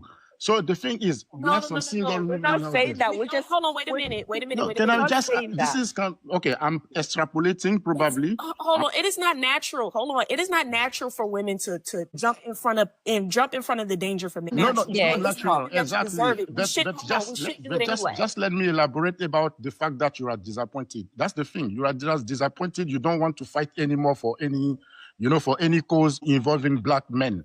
But the problem is, when we started this discussion, I was listening to Finance, to Dr. Finance, and she was really like, when she was saying that I'm a single mother, I love my black men, I want my black men, but I don't know what to do, So the thing is, at the end of the day, we need each other. We need to love each other despite what's going on. We need to just be careful and try to not put each other down. Can I say something? Can I just finish my point? I was just elaborating about something, for example. Yeah, but Element, you gotta speed up though. I get it. But it's an open panel. Okay, I'm going to speed up. Yeah, let's say that, for example, I live in Sweden, and many black women, when they come to Sweden, they think about, like, I want my Swedish guy, I want my blonde guy. They want the white Swedish guy, and then after that's what I hear a lot. They got this when they got disappointed by the white guy, by the Swedish guy. You know what they say in general? We have this reputation. They're like, oh, they're not generous like black men. They're not generous like Nigerian. They're not like this, because in every community, in every race, they have also the bad side. Yeah, but the solution is you guys have to stop being so cowardly. The solution is not No, okay. that's what I'm saying. I'm trying to just say. Sorry, guys. Hold on, wait a minute. They're not asking their women to. Guys. That's the problem. Harry, and Yeah. Can you help me manage the panel, brother, please, if you've got time? Okay. Yeah. All right, please, guys, please. This Ari's gonna help me manage, because you guys are just fucking talking over, and I gotta focus. Ari, yeah, I want it to flow. I want people to speak. Yeah. Honestly, I want you guys to speak and interrupt, but you guys gotta listen to each other. Yeah. Please. Yeah. You have to listen, man. Try to keep it to a minute. Don't drag it out too long. Please. Right. Element was saying that, he was touching on some of the things that I was saying. However, Element, where I am right now as a black woman, and I can say a black woman that loves and speaks to other black women who has gone through similar situations as I have, it is time for us to step back, because we can't be the providers and the protectors. That was never our job to begin with. That was the man's job to begin with. Our job is to be his helpmate and support. However, the dynamics have changed. We are continuously being targeted and attacked for our looks, our skin, our hair, our having children. every single thing that you can think of that is bad, black women get the shitty end of the stick. So I agree with Afro Lady. It's time for black women to keep our mouth silent, focus on our health, our mental And health, what's and going stay in to the happen? gym. You going to the white people? I don't know. What you going Hold to on, do? wait a minute. No. Wait a minute, Element. Hold on. What she's saying is, hold on, this ain't got nothing to do with white people. This has everything to do with Are you going Hold on, wait a outside minute. your community? This has hold on, wait a minute. This has everything to do with BLK men, BLK women and children being safe. This is what this is about now. This is what BLK women have to do. You guys are going to have to protect yourselves there. You guys need to figure it out. You figure out how to build. You figure out how to build infrastructure and community. You guys do, okay? It is That's what we're doing. We have fought too much. All of the stories that I've heard about BLK women, getting in front of the bullets and stuff. It's enough. It is enough. I'm tired of hearing those sad stories. I'm tired of hearing it. So no, we are not. There are black You know what the worst quality part black is as people well? out there. You know that. You are Wait, very you know what successful black people and Something. very nice people. Very Guys, So you just Oh, you just Element, can I focusing say on something? the bad. Element, chill, bro. You cannot dominate your conversation. Other people have to speak. I know Yeah. what you're trying to say, but you have to let other people speak as well. Let's all be respectful of each other. I'm going to give an example. I just want to say something quickly, please. Yeah, let go Molly ahead, say Molly. something, please. You know, the crazy thing is, when we say we're going to be feminine, which is what they've been banging on their drums to us to be feminine, they say, oh no, come back and be masculine again. Can you You guys have imagine? been saying that we've been doing too much. We're masculine. We talk too much. We're too aggressive.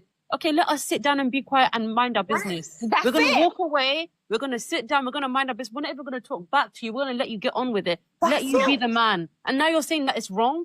We should stay where we... What? I'm Because confused. we get vilified. Whether we sit down quietly, you're going to say, oh, look at her hair. Look at her skin color, blah, blah, blah. She's too nice. If we're there trying to help you, we're masculine. If we try to do 50-50 with you, oh, she's masculine, she's not letting me be the provider. If we let you be the provider, we're gold diggers. We're gonna leave you alone now. I'm tired. We've been loving you too much. You're suffering from too much love. Right. That's it. Yes. Element. That's the better option. Matter of fact, that is the solution. Wait. You guys a quick question. Barbara. So, do you think that's gonna work? You think that's Yes, that's gonna work. It's going to work. For you. It's going to work. Wait, Barbara, for Listen, who? Who are you speaking Listen, about? let Are me you show saying- you. No, because you know the thing about it. I just want to elaborate. I just need 1 minute to elaborate on what Element. Okay, said. go on. Because you know what Element is trying to say, yeah, is that he said it from the start and people didn't pick up on it. There is an agenda here, and all that they're trying to do is cause segregation. It's one big agenda. You have Okay. But you guys have already bought Guess into what? it. Do not care about the Nobody. agenda. You guys invested in it, you mean? Already. Women, you You're don't already. Let me just. Why are you interrupting? Guys, let me land one. Let him talk. Be respectful. Let me land one. Because I haven't talked. Guys. Can I ask you guys a question? To the ladies, when three of you are speaking at once, do you actually hear what you guys are saying when three of you are speaking at once? Because I don't hear exactly. So please, I know. Look, to the black ladies, I get it. You guys are tired. Trust me, I do. But you gotta let people speak, man. I get it. There's a lot. I got time. I got like 1 more hour. But I want everybody to be able to speak. But to do that, we gotta hear each other. And I'm enjoying the conversation. And I want to hear what people have to say. Sorry, I put this on you, Harry, brother. But Nah, it's cool. No, what I Harry's in charge of the panel, so please listen. And Harry, Ride is new, so maybe give her a chance. I hear what Element is trying to say. He's not trying to defend black men. He's trying to talk about unity. So I hear that you guys are tired and all that type of stuff. You know the thing about I have to rate Kingsley for this live, because I think someone came on here and said these lives are pointless, yeah. But if you look at this live today, this live has been productive. Do you know what I mean? He's come out here, he's spoken for black women. TikTok is the biggest social media platform in the world. I think it has more than Instagram, Facebook, and whatever combined. Everyone's on it. So when one person does something and it goes around on TikTok, everybody sees it. So if there was more lives like this, more productive lives, like where people could come, DK people could come and talk. And it's like this life has been productive. We've all talked, we've all heard each other. We're not arguing. No one's putting black women down, no one's putting black men down. We're just talking. If there were more lives like this, apart from the stupid live that you see on people like BK men making lives about Ginger Day and defending, those lives are unproductive. These lives are productive. If there was more lives like this, it would spread. Social media is the way forward now. And the agenda is to separate us. I mean, unfortunately, I understand you guys are tired. you guys stepping away from black men is not going to solve it. Hold on. Yes, it is. It's It not. is actually going to solve. Oh, wait a minute. If you guys are not building communities, and if you guys are not worried about the safety of BLK women and children enough, right? And we cannot rely on you guys for protection, right? Then the only solution in order to keep BLK women and children safe is to stay away from you until you guys get yourself together. Because I'm not saying like just Well, that's what I'm saying. You're segregating. You're saying until we do it. Oh, but hold on, we have given too much energy to you guys. We have, okay? And BLK women and children have been harmed enough. Okay. By you guys not doing your job. Can I ask you a question? Do you know what's going on in Burkina Faso? Yes. Okay. You know that now they've done a trinity, so they're 3 countries on the same wavelength as Burkina Faso. They've created their own like like how you have the United Nations. They've done that with 3 countries in Africa, and they're united. They're moving away from the West. The countries are being run amazingly by black leaders. There's no all this putting black women down. They're just moving. Yeah, but those are those 3 countries. Something you're saying until we start. But we need to begin somewhere. It started. Right, but it starts with you guys. Let me land, because you're saying that we should start, and that's what I'm saying to you. It's not been done. They killed. Who was it? They killed. Unalive. You gotta say unalive. Who did it unalive before? The president in Burkina Faso. You talk about Sankara. Yeah. So one thing to you, they're doing it now. But the whole problem is you can't have that mentality of you guys. It's hard. It's not going to be. No, we can't have that mentality. This is a different topic, Barbara. I think you bringing up what African leaders are doing is completely separate. And when you're talking about unity, it's not us who created this division. It's not us making videos saying. Yeah. It's not. If I may just say something making quickly. videos saying that we don't like your skin color, your hair texture. We're talking about solutions. No, but it's happening all the time. Every time I go on this app, there's a BLK man saying something negative. But Molly, we're talking about solutions. The host is It's happening. So guys, one solution. Regardless, we're talking about The solutions. host is speaking. Oh my days. Okay, so we shouldn't bring Africa into this. I think I don't know who said it, but that's a good point. To my observation. This is a diaspora thing. You understand? What Burkina Faso is doing for Chef's Kiss, love it. In fact, we need more. But that's him. I think what the ladies are talking about now is like here in Europe, there in America. You understand, Ari? So I think maybe that's where they're coming from. I don't know if you catch my drift, but I feel like yeah. But okay, but let's not dominate element, brother. But I'm not even talking. Everyone is on me. No, yeah, but we got to give other people a chance to speak. So maybe I'm not even talking. I'm not even speaking. God. Right off, go on. Okay. You The know thing is- how. Thank Okay, you sorry. so much. Thank you so much. So I've been listening a long time off before I was added, and just the behavior alone on here is a prime example of why BLK men and women do not work together well. Us women, we have to be able to listen. Many of us, not all, but many of us are emotionally led, and we don't really hear the voices of men because men are logical thinkers. We are emotional. We're connected to nurturing love and emotions, which Men are not logical thinkers, just so you know. men, when it comes to men and women, men have a brain that is designed very differently to the female counterpart. Now, women have emotions for the purpose of raising children. Somebody said earlier on that there is an agenda.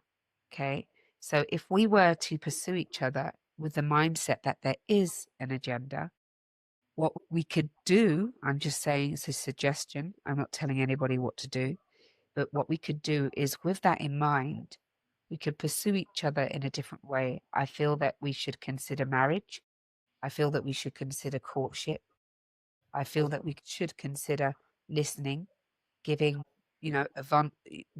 allowing somebody to be vulnerable to the point where they can share something that we don't necessarily agree with or accept or believe, but we still validate them enough to hear what they have to say and respond with an understanding that we've heard And then so they can feel that.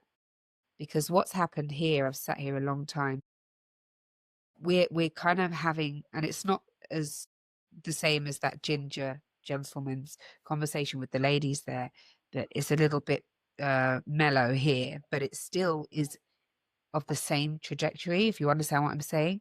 The emotions are high, everybody's talking, nobody's. And so I just wanted to just say that maybe we could consider that there is an agenda and that we could approach each other with more love and intention and consider, courting each other. Because I feel like a lot of the time relationships fail because people are so consumed with the visual aspect and not necessarily who are you, what's your life goals, and what's your moral compass, how are you when you fight, do you fight fair, are you gentle, are you feminine? Men love feminine. If I may, So I'm that's sorry. really what I wanted to say. Okay, no, I got you right off. No, I hear you right off. And thank you for sharing. I really do appreciate it. But I just want to make sure we are tight. We're talking. We're not talking about relationships per se. No. Just to clarify, this is not about relationships. It's not about is she feminine. No, It's not I about. wasn't saying. Okay, I just wanted to make sure I I understood wasn't you. saying relationship. I was just saying how we function together as men and women. I mean, this is what I talk about. I speak at events Okay. in front of thousands of people. I get invited to universities to speak about mental health between men and women. So this is something that, I'm very much into. I was invited by the BBC not so long ago. Peter Andre, Vanessa Feltz, Brenda Romanis of the BBC. Oh, please. And with And she's on point. Guys, and I was a guys, keynote respect. speaker. I don't like. Let her speak. Let her speak. That's what I'm talking about. Go on. Thank you, host. Thank you very much. No, it's okay. Thank you so much. Right off. It's okay, sir. Thank you. So when I was keynote speaker of that event, and I'm just saying, I'm not speaking about its relationships. It's just how we communicate. But I think that how we're going to really learn that is if we're embracing each other in relationships, because that's what it's all about. Communication is relationships, whether it be with the person at the office or in the household with a potential spouse, a love partner, our brothers, sisters, cousins, aunties, uncles. So that's what I was trying to say, really. And thank you so much for allowing me to speak, host. Okay, Can I right make off. a Thank you point so on much. what Afro said? So guys, please let's stick to the prompts back. Okay, go on. So it's open panel again. Go on. Yeah, I just wanted to respond to a point that Afro made about it's about BLK women and children's safety. When this narrative is continually pushed that we're aggressive and we're masculine, it makes it very hard for us to be safe in society. Right now, a study came out recently, or was it a statistic by Sister Space? They're a charity in the UK that focuses on DV that's affecting BLK women. And they said that in the UK, even though we're not the highest population in the UK, we have the highest population of DV and unaliving in the UK. So I want us to sit with that for a moment. And the reason why we have such high rates is because when we go in, we're not, first of all, BLK women are afraid of going to the police, because there's that social stigma of if you go to the police and you report that you've been hurt by a BLK man, you're putting another black man in prison. How dare you? There's that pressure from the community. Second of all, you're afraid of the racism from the police. So what they found is that BLK women have the highest levels of DV. So for me, I don't know why people keep talking about dating and relationships. Maybe that's what you guys want to talk about. But for me, this is a bigger discussion. When you're telling the world that we're aggressive, we're masculine, and all of this stuff, it makes it very hard for people to even see us as victims in society. And we are at one of the most victimized groups. When we go into hospitals, we're 5 times more likely to be unalived by doctors when we go to give birth. Why? They don't see us as somebody who's even feeling pain, because you're constantly telling everyone that we're masculine, we're aggressive. Nobody should even look at us as feminine. So this is a bigger conversation for me than dating anyone. This is about our safety. And when Afro Lady said it's about distancing ourselves because we need to be safe, we need to be around people who actually see us as human beings and are not constantly trying to put this negative image of us in society. That marketing, that negative press that you're putting on us puts us in danger. We're being unalived because of it. This is a really deep topic. Yeah, but that's what I'm trying to say to you, because I understand what you're saying, and the same thing with Element. We're not against BLK women. We came on here, Kingsley made this panel, and the guys on here actually stand with BLK women. It's not about you two as individuals. It's about the group. I'm not saying that. You're not letting me finish. I'm not saying that. We're just on a panel with 8 people here. I'm not saying that. We're just having a discussion. All I'm trying to say is that you guys are saying that your stance is we'll just leave the men to it and we're going to go our own way. So if BLK men are not for you, that means you're making it because of some people that have said some stuff online or doing what they're doing. That's not the majority of BLK men. Remember, 85% of us are still married in our rate. BLK women, 85%. About dating. Yeah, it's not about dating. Hold on, let me just say this real quick. Wait a It minute. does wait a minute. start from there if you think about what he's saying. But just listen. Listen. At the end of the day, it is you guys' job to build and protect. It is you guys' job. I feel like BLK women, we have done enough of trying to help you guys, push you guys to do what you need to do, okay? I really do feel like we've done enough. It is 2025.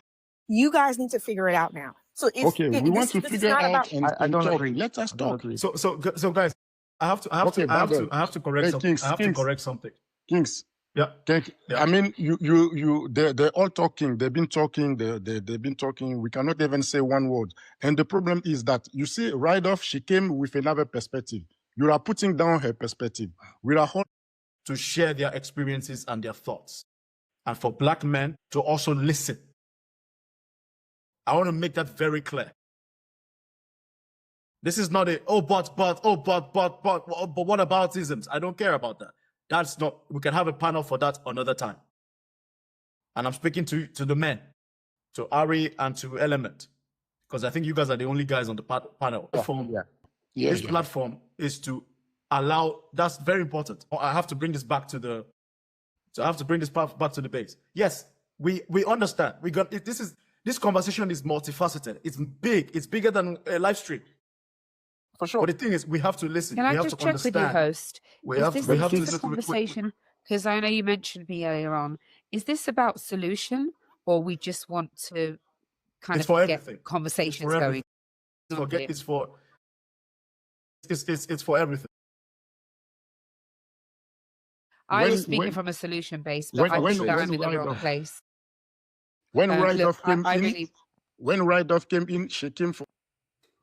I don't have time for that bullshit. I'm just going to say, look, I think I'm in the wrong place. Then I was you can leave. thinking You to can have a respectfully leave. solution-based Okay. conversation.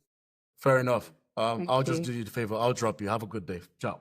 So I don't have time for it. I don't. Now, the thing is this.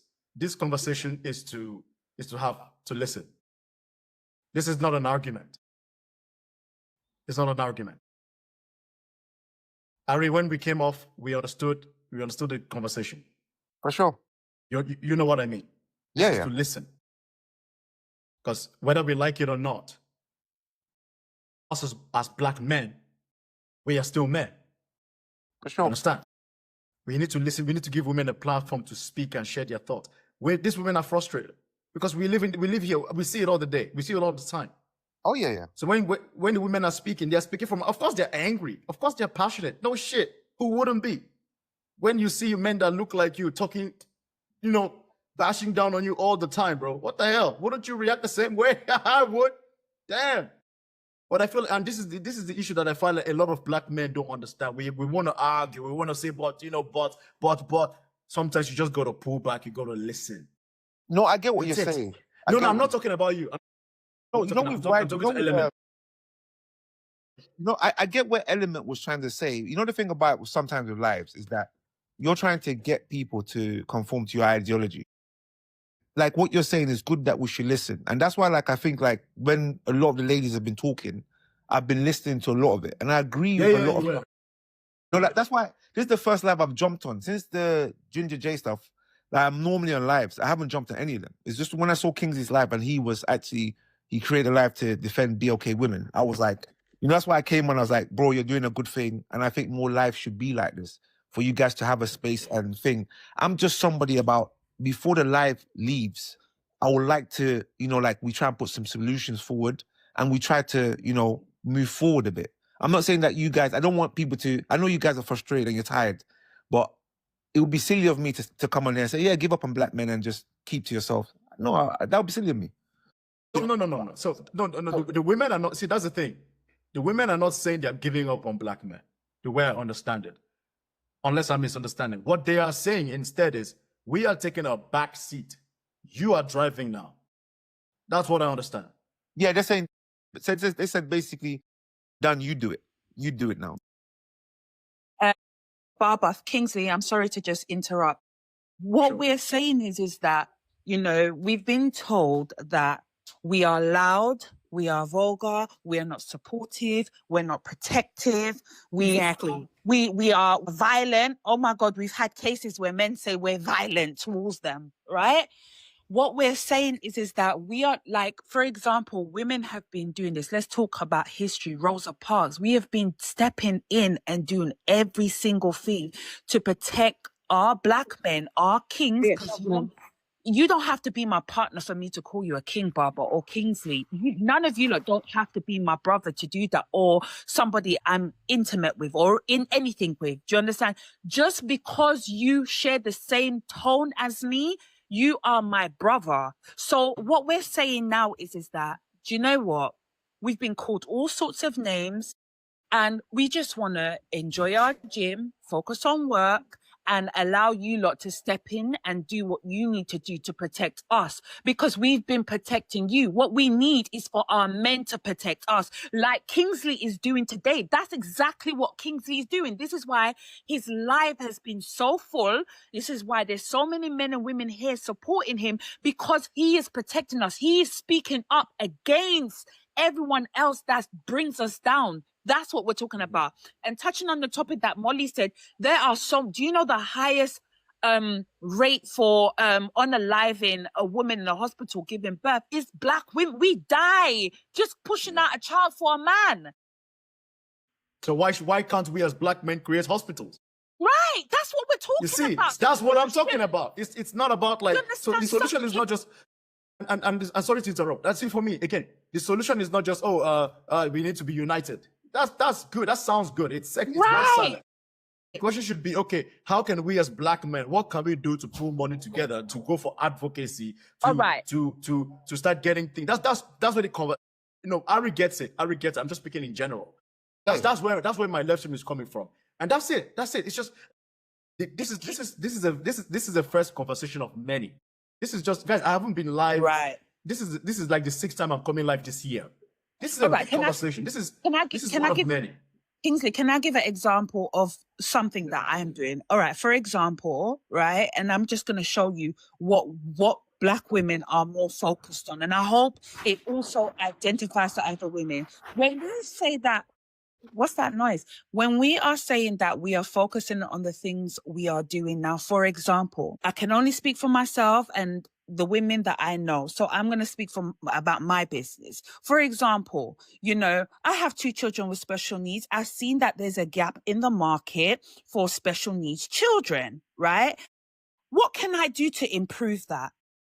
I used to be in construction. I shifted my whole career and changed it to make my children's life better, but not just my own children's life. What is missing in social work? What is missing in the black communities in Africa? For example, there's no clinics out there that specializes with the sort of special needs that we have in this country. There's none in Jamaica.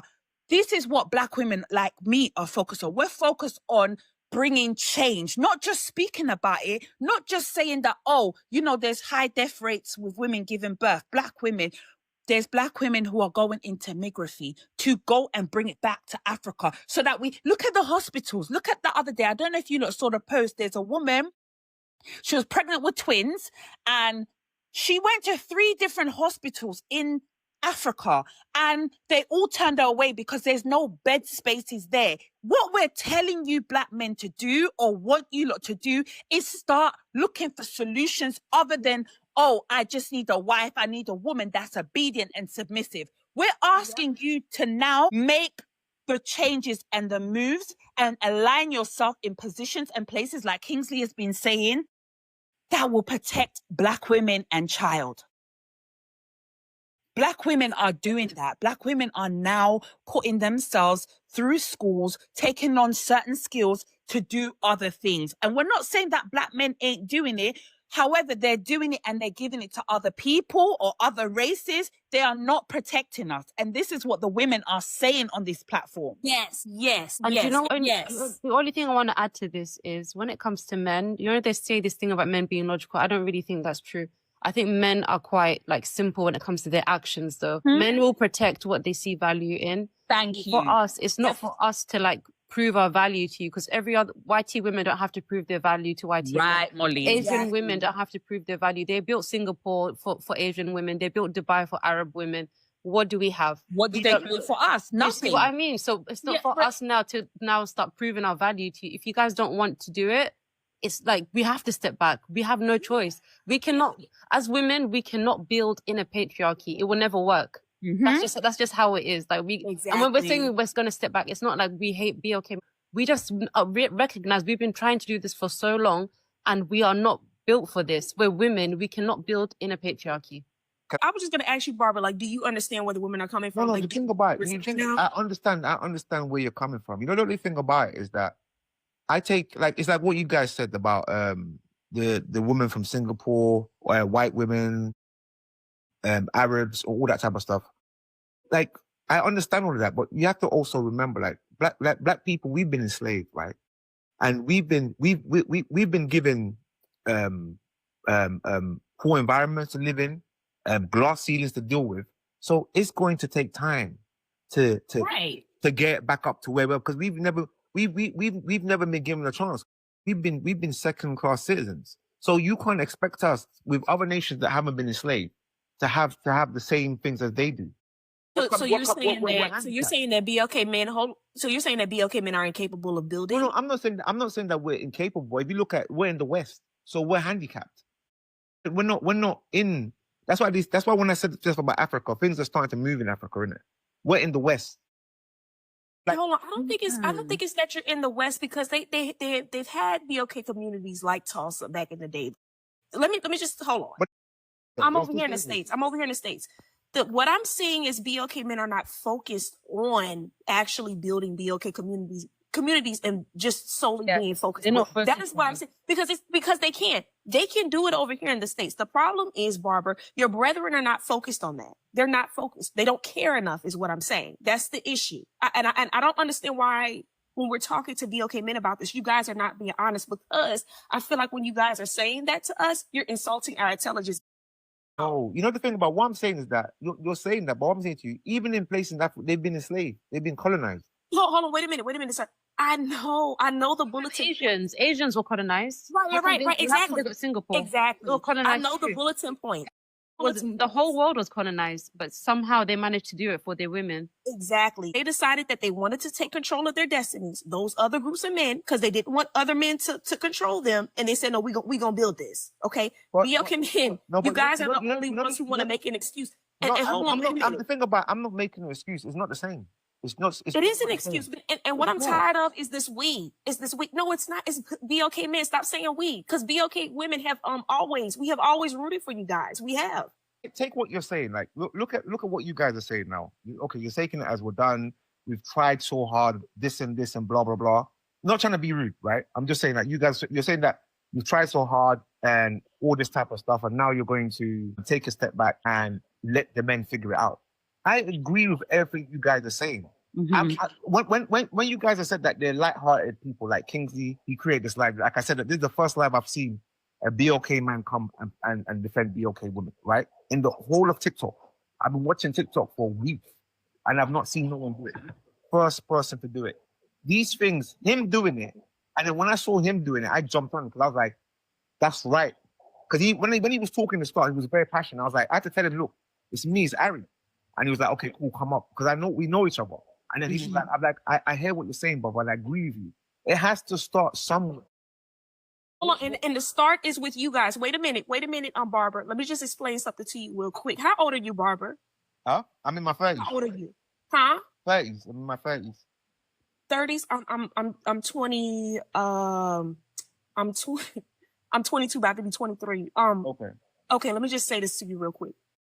We have had these conversations for the last 50 years. Like, you know, when I talked to my mama, she was like, hey, you do realize we've been having these conversations, right? So at some point, I get what you're saying. BLK men have to know. You guys have to know what to do at this point. You know what I'm saying? Because I really do feel like this Kingsley and Controversial Shannon and Logic, they're supposed to be doing these things. They're supposed to be defending BLK women. You know what I mean? I don't. No, but I hear. That's what I'm saying. I hear what you're saying, but it's like okay, saying that you guys are done, right? Kingsley's made a live. He's aware of what's happening, right? And he's come on TikTok and he's made a live. He didn't know if people was going to support him, people was going to attack him. In the comments, people were calling him a simp, all this type of stuff, right? He's made a live. He's put his heart on his chest and he's come out and done it, right?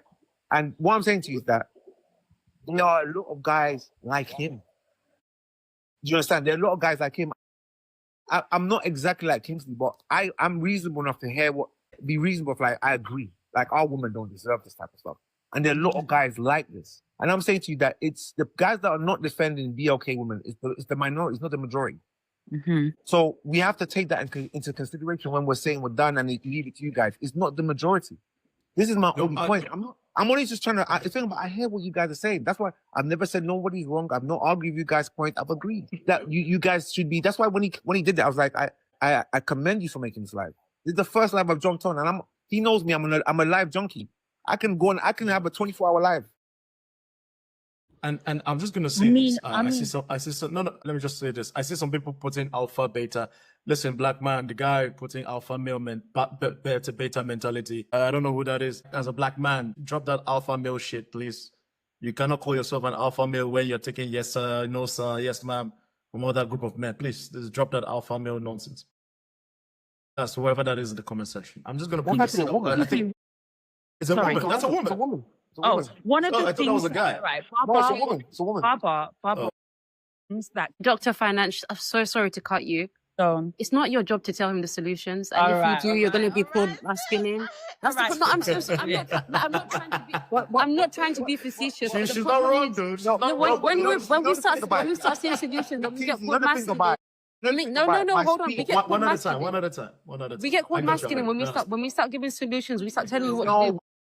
They say we're doing too much. We should let you lead, let you be the man. So you guys come up with the solutions. No, it's not our job anymore. Molly, this is the problem, because the thing about it, we just spoke, and this is a live that's reaching people. We don't know how much people has reached.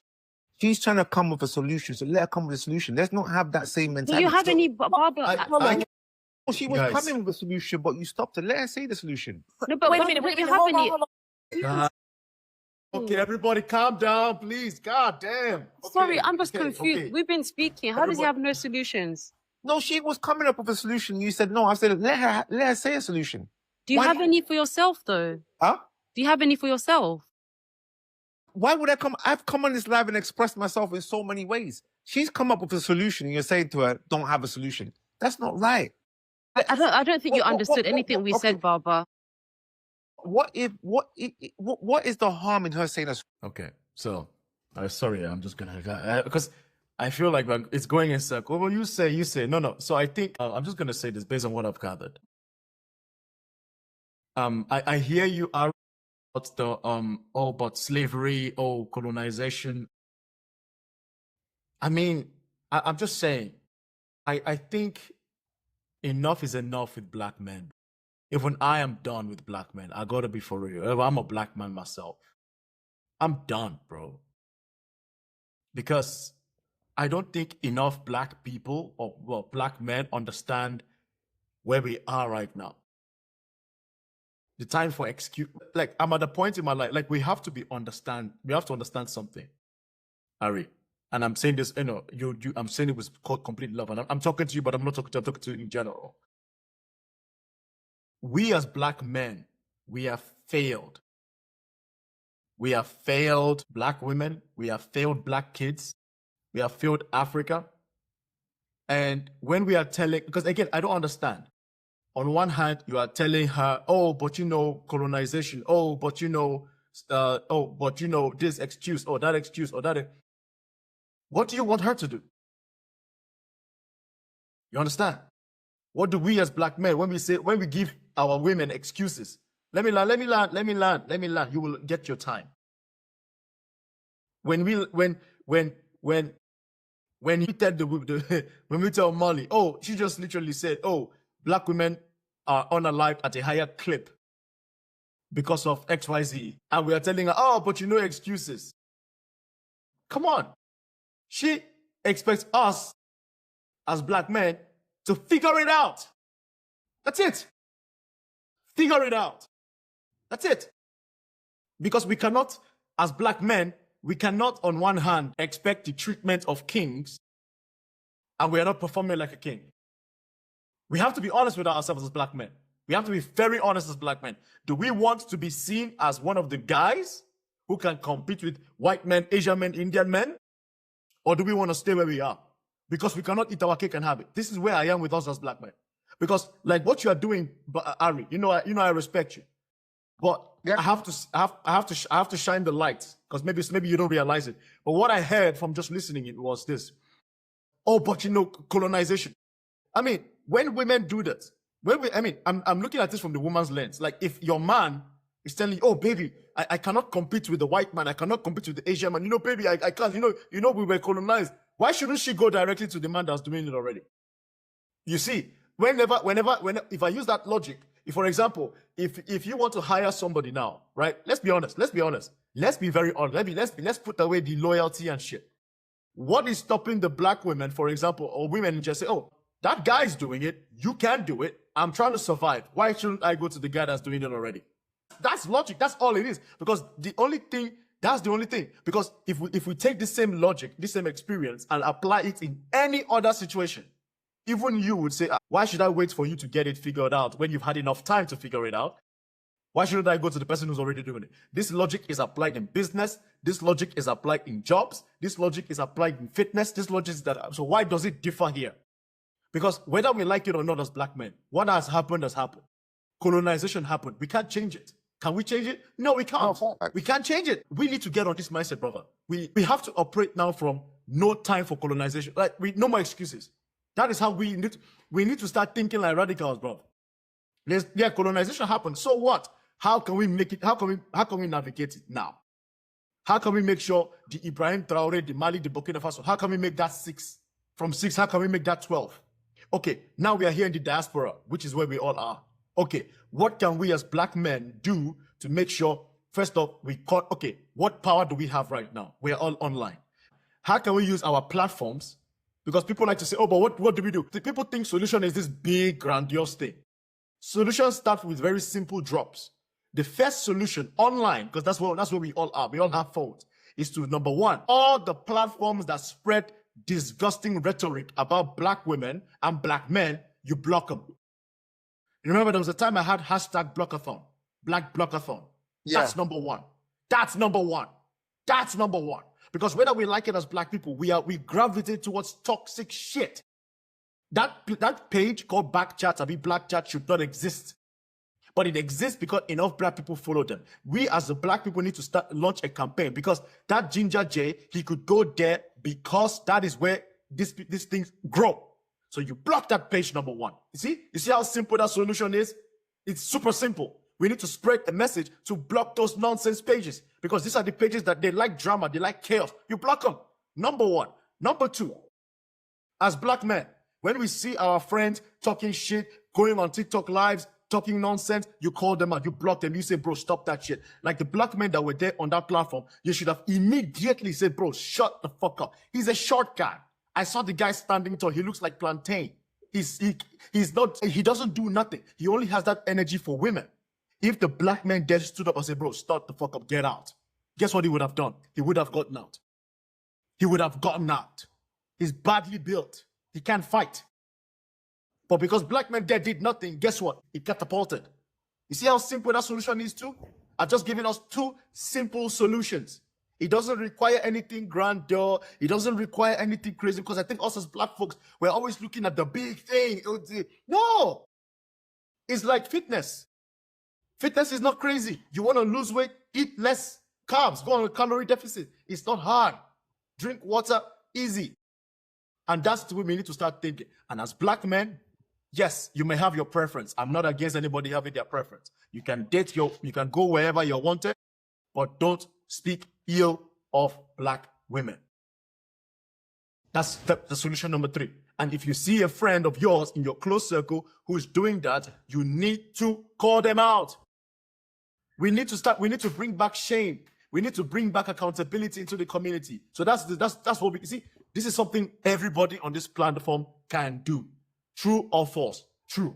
right? Everybody has that platform here. Okay, spread that message. It is this simple solution. We, all of us here now, can start a hashtag. We are blocking these trash places. We can do it. For example, there's a movement in the UK of people trying to stop people from black women to buy hair products or something like that. Why can't we use that same energy to block these nonsense media platforms?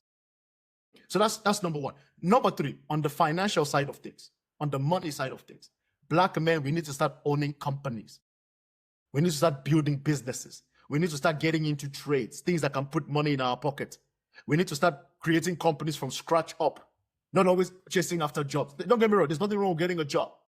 We need to start building, but I work for myself now. I have my own company that I launched two months ago. For those of you who do not know, because I'm not just talking about it, I'm doing it. I'm building my YouTube channels, I am building my platforms, I'm building my sales company. I have worked in sales for 8 years. I'm building my own sales company because my vision is to build a consulting company that can compete with PwC. It's a small company now, it's very small, we don't have money, but I'm building it up because I'm thinking 10 years in the future. Because sometimes, imagine we build a company and it becomes big and we can hire 100 people, I can hire people that need jobs. You understand? So that if we have a branch in the UK now, in the next 5 years, and a black lady wants to work for us, she doesn't have to worry about, no, come as you are. We don't care. It's owned by Kingsley. It's owned by an African. If you get it. In fact, we would expect you to do so. That is the energy black men need to have. That's it. Can I ask you? We need to start. That's how we need to think. That's what I'm saying. So those are things we can do in the online right now, and these are things we can do for money because we need money.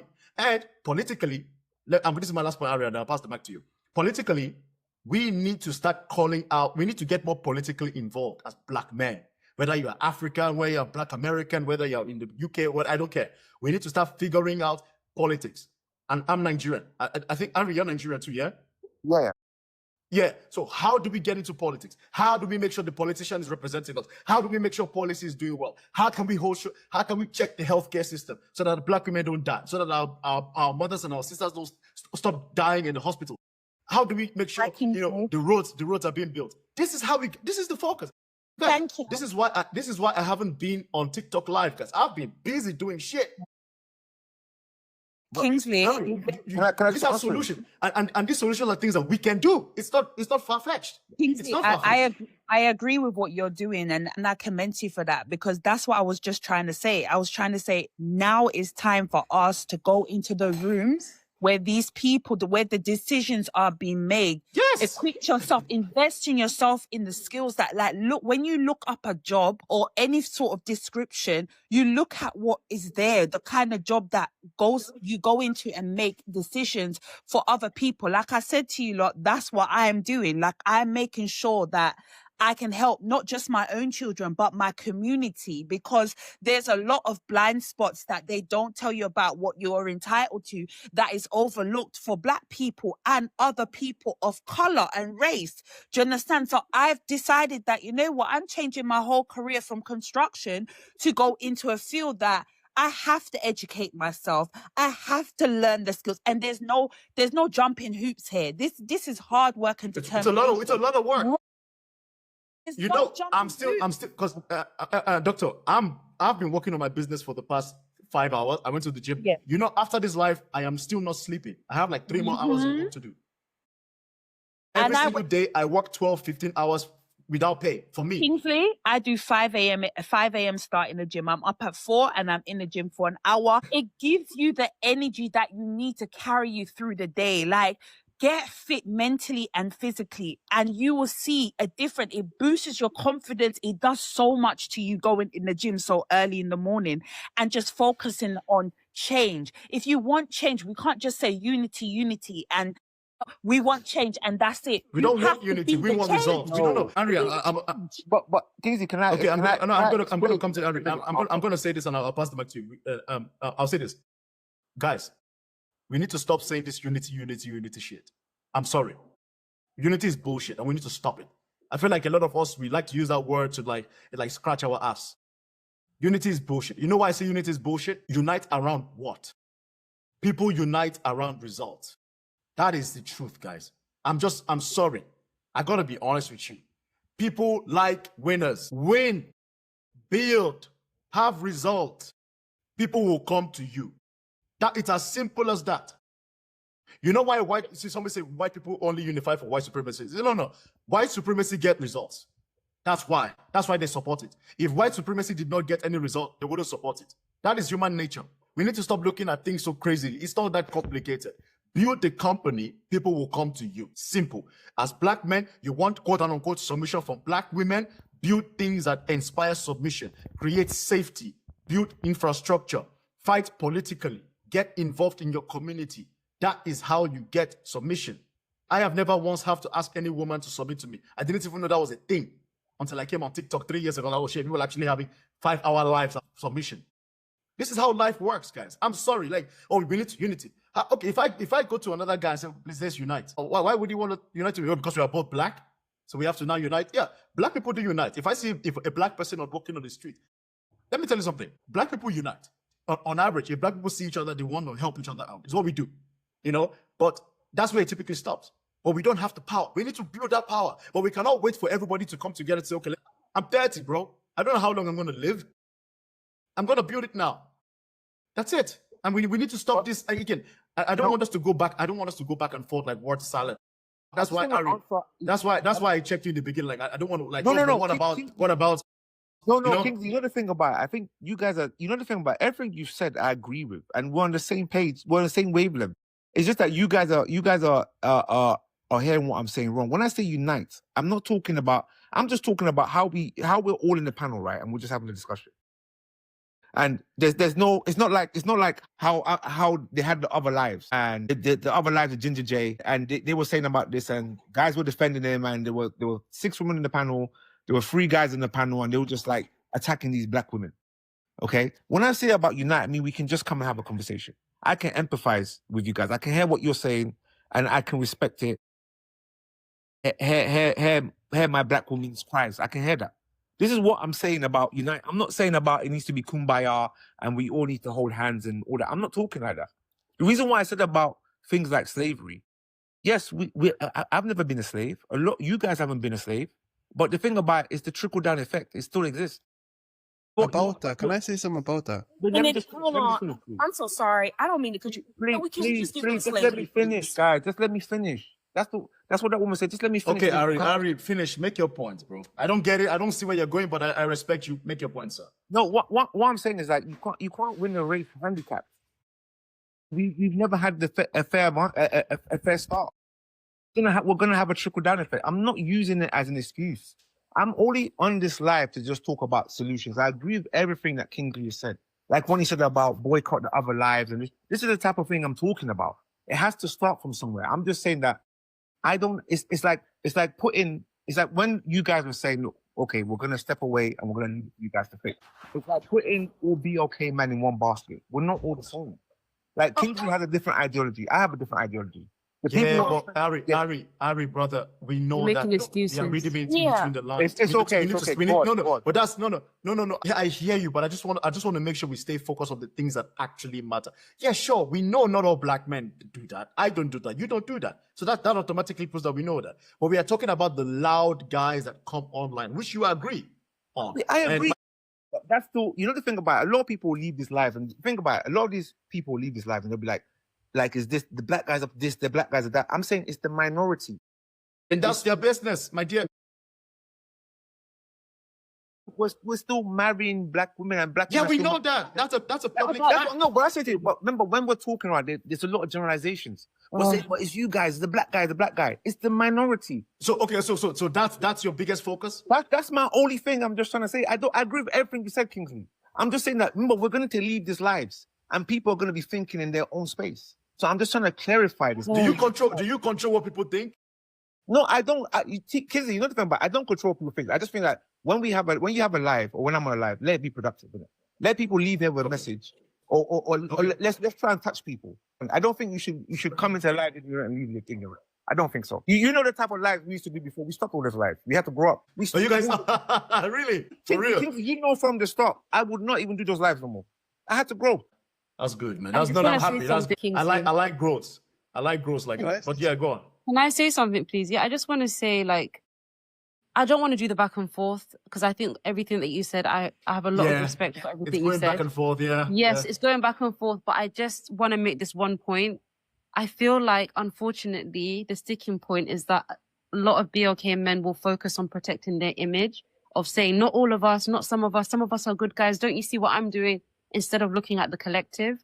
And I think that's what the sticking point is. Every time we come towards a solution, it's like, yeah, but can you not see the good things that I'm doing? But meanwhile, that small amount that they're doing is not of the collective. It's not helping the discussion. For us, all we hear is an excuse. Cool. And I just want to, just to not go back and forth, I'll go back to what you said, Kingsley. I have a lot of respect for everything that you said. And what you mentioned about you never had to ask a woman to submit to you, I think that was a good example.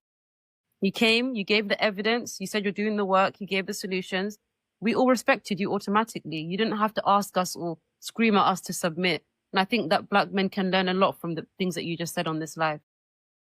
The thing is, Kingsley's a man with, and it's not and I'm not alone. There's a lot of men. Probably Ari is doing something similar. I'm just not. Everybody's. I feel like the solutions are simple. I think Ari, if I'm not mistaken, I watched one of your videos. You actually reskilled up or something like that from working in a warehouse or so. So we are all skilling up. You understand what I mean? I'm learning a new language so that I can break into a new market. I'm learning German now. I'm brushing up on my French so that I can skill up into this stuff. Because at the end of the day, we need money. We need money in our pockets, bro. You understand? So we need money in our pockets. And for me this year, I'm like, okay, I left my job previously. I was okay, let me push something. Let me try and pull the trigger. When you jump off the cliff, now it has to work. I took the risk. I'm working very hard on my YouTube channel. I have 4 YouTube channels. I'm producing videos for all 4. And that's why I'm less on TikTok. I'm working on my consulting company. I have 2 clients that I won. I won 2 clients in 2 months. You understand? 2 companies hired my company to do some sales outbound strategy for them. That's what I'm doing, and it's working. That means that is getting traction. pushing forward. You're a man with balls.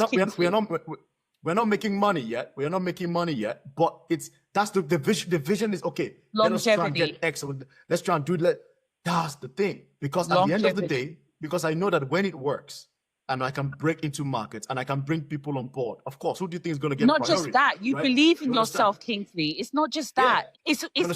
It's exciting to hear you speak about it because you are doing the work and you're excited about doing the work. Yes, absolutely. And these are the kind of lives we need to start having, Ari. And I'm very happy if we can have something once a week. I don't care, Ari, where we can talk about business, where we can talk about skills, where we can talk about scaling up.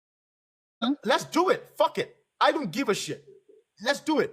Why not, Ari? I can bring some guys. I have some guys on TikTok. You can bring some guys. We can do check-in every week. Hey, what's up? What's new? Let's do. What do you need help with? What do you need help with? Yes. As Black men, yes. You know what you're saying? That's it. You know the thing about what you're saying is on point, and it's like, like the message, like if you go to my page, the message that I try to my message is like, I get what you're saying about getting money and scaling up, because we need to start owning stuff as Black people. It's very, very important. Because the more we need to own stuff. Yes, we start owning stuff. Like ownership. The more we can do, the more power we have. That's why Asians are doing a lot. That's it. We're just doing it quietly, and people are noticing it. They're doing it quietly. We need to do the same thing. You know what I mean? Like if you go on my channels, like if like in Nigeria, I've adopted 2 kids, right? I put them through. Yeah, and I'm not married. I don't have no kids. I put 2 kids through school. I talk to people on my social media all the time, and I help them for free because I'm a qualified PT. I'm a qualified life coach as well. So I help people because people are going through depression. They're going through breakups and all that. So people message me all the time, and I'm always helping them. I talk to people. I do this type of stuff. Yeah, do you understand? So it's about trying to build the mentality, because I think for me the forefront of everything is about being a good person. That's it. That's all you. That's the forefront of everything. Because it's like I could get money today, level up, and then go marry a YT woman. It would be all wasted. So it's all about, like, now I said to myself, I can't date outside my race. It's like I have to. I've dated outside my race. I don't have anything with them, but I had to come back to it. So it's like, there you go. It's like I have to force change. You have to kind of force change. So you know what I mean? If it starts with me, the little I can do and let it trickle down. Because I want to build school in Nigeria. You know what I mean? I wanted to go back. Guys, I want to go back home. I gotta say something. yes, I get the Nigerian part, but we also got to build here in diaspora. Oh yeah. We got to build here. No. You know the thing about I get that. I get we have to build it. Like I'm somebody like because I'll always be in between two places. I'll try and have business there, but I'll try to. You know, like the thing about it, Africa is not a place that I want to be going once 2 weeks of the year. It's not. It's not like that. You know what I mean? Like, I want to be there because I can do a lot more. A lot more people need it. And that's the whole point. Hold on, sorry to cut you, Barbara, but that's the whole point: is to gear up, gain the skills, and leave and go back to where we came from to build where we came from. That's all it is. Get the skills, get the knowledge, get what you need, and prepare yourself to go home. Because I don't want a pension in this country. I don't. No. I gotta clarify something. I have a bachelor's degree in finance. Okay. I'm not saying I know it all. Mm-hmm. You're right, doctor. You're very right. You're correct. Ari, what you're doing is fantastic. But the reason I say we need to build here as well is leverage, power. Yeah, absolutely. See, again, let me give you a quick example, right? I don't know if you guys, I think maybe Africa's because she's in America. There's a recent thing going on with Hyundai in Georgia, America, and I don't know, maybe I get it wrong, but I know there's a plant, something going on between South Korea and USA. ICE raided a factory plant in America. That was a $7 billion plant, if I'm not mistaken. So Hyundai is a South Korean company. No, it's owned by South Koreans. Yes, they're in South Korea, but they have that company in America. Do you know why? They are providing jobs. They have investment. They pay tax. Oh wow, it's leverage. Right. So I understand when Africa say, "Oh man, I want to go. I'm not going to build here," because that's not the right mindset. You got to have something here and also do in Africa. I get it. Bam. I get it. So that when it increases, when black people are being bullied, we can say, "Hey, we have $1 billion worth of investment in London. Check yourself." I got you. You know the thing about it. You know, that's how the Indians run. That's how they run. They put money in your country. You know Nigerian currency, yeah? Nigerian currency is worthless. It's rubbish. You can't use it. You can convert pounds into Nigerian money. It's so hard to convert Nigerian money into anything else. It's worthless. Do you know what I mean? If you're in Nigeria, it's something. When you want to come out of the country, the currency is worthless. My whole goal is to invest in the UK and in Europe, but to improve Nigeria. I'm not trying to invest in Nigeria to make money. It's to improve schools, hospitals, just to improve the country. It's not about making money. The whole money will be made from the West. Yeah. We'll just go back and improve. That's the look at the comment. Look at the comment from Elements. The TikTok office in LA is 99% Chinese employees. Yes, you build so that you have power. It's all about power. But guys, I'm going to give everybody 3 minutes to make their final point because I need to actually get back to do some work now. I have to because tomorrow I have 40 calls to make, cold calls. So I don't have anything else to say. I appreciate the live, bro. I just saw you. You know what? We got to talk. We got to make this a regular thing. Thank you, ladies, Kingsley, Bob. Thank you lot so much for your contribution.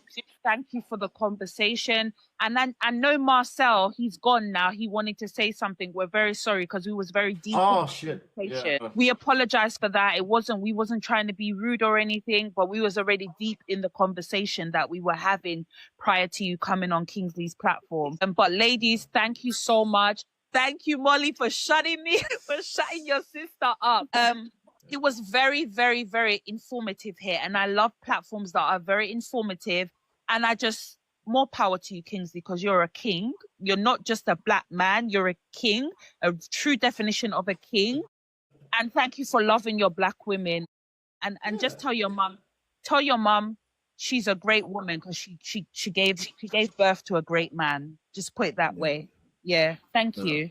I have two mothers. I have my biological mom, and then I have a second mother who is a single mother of two who took care of me. Without her, she kind of adopted me.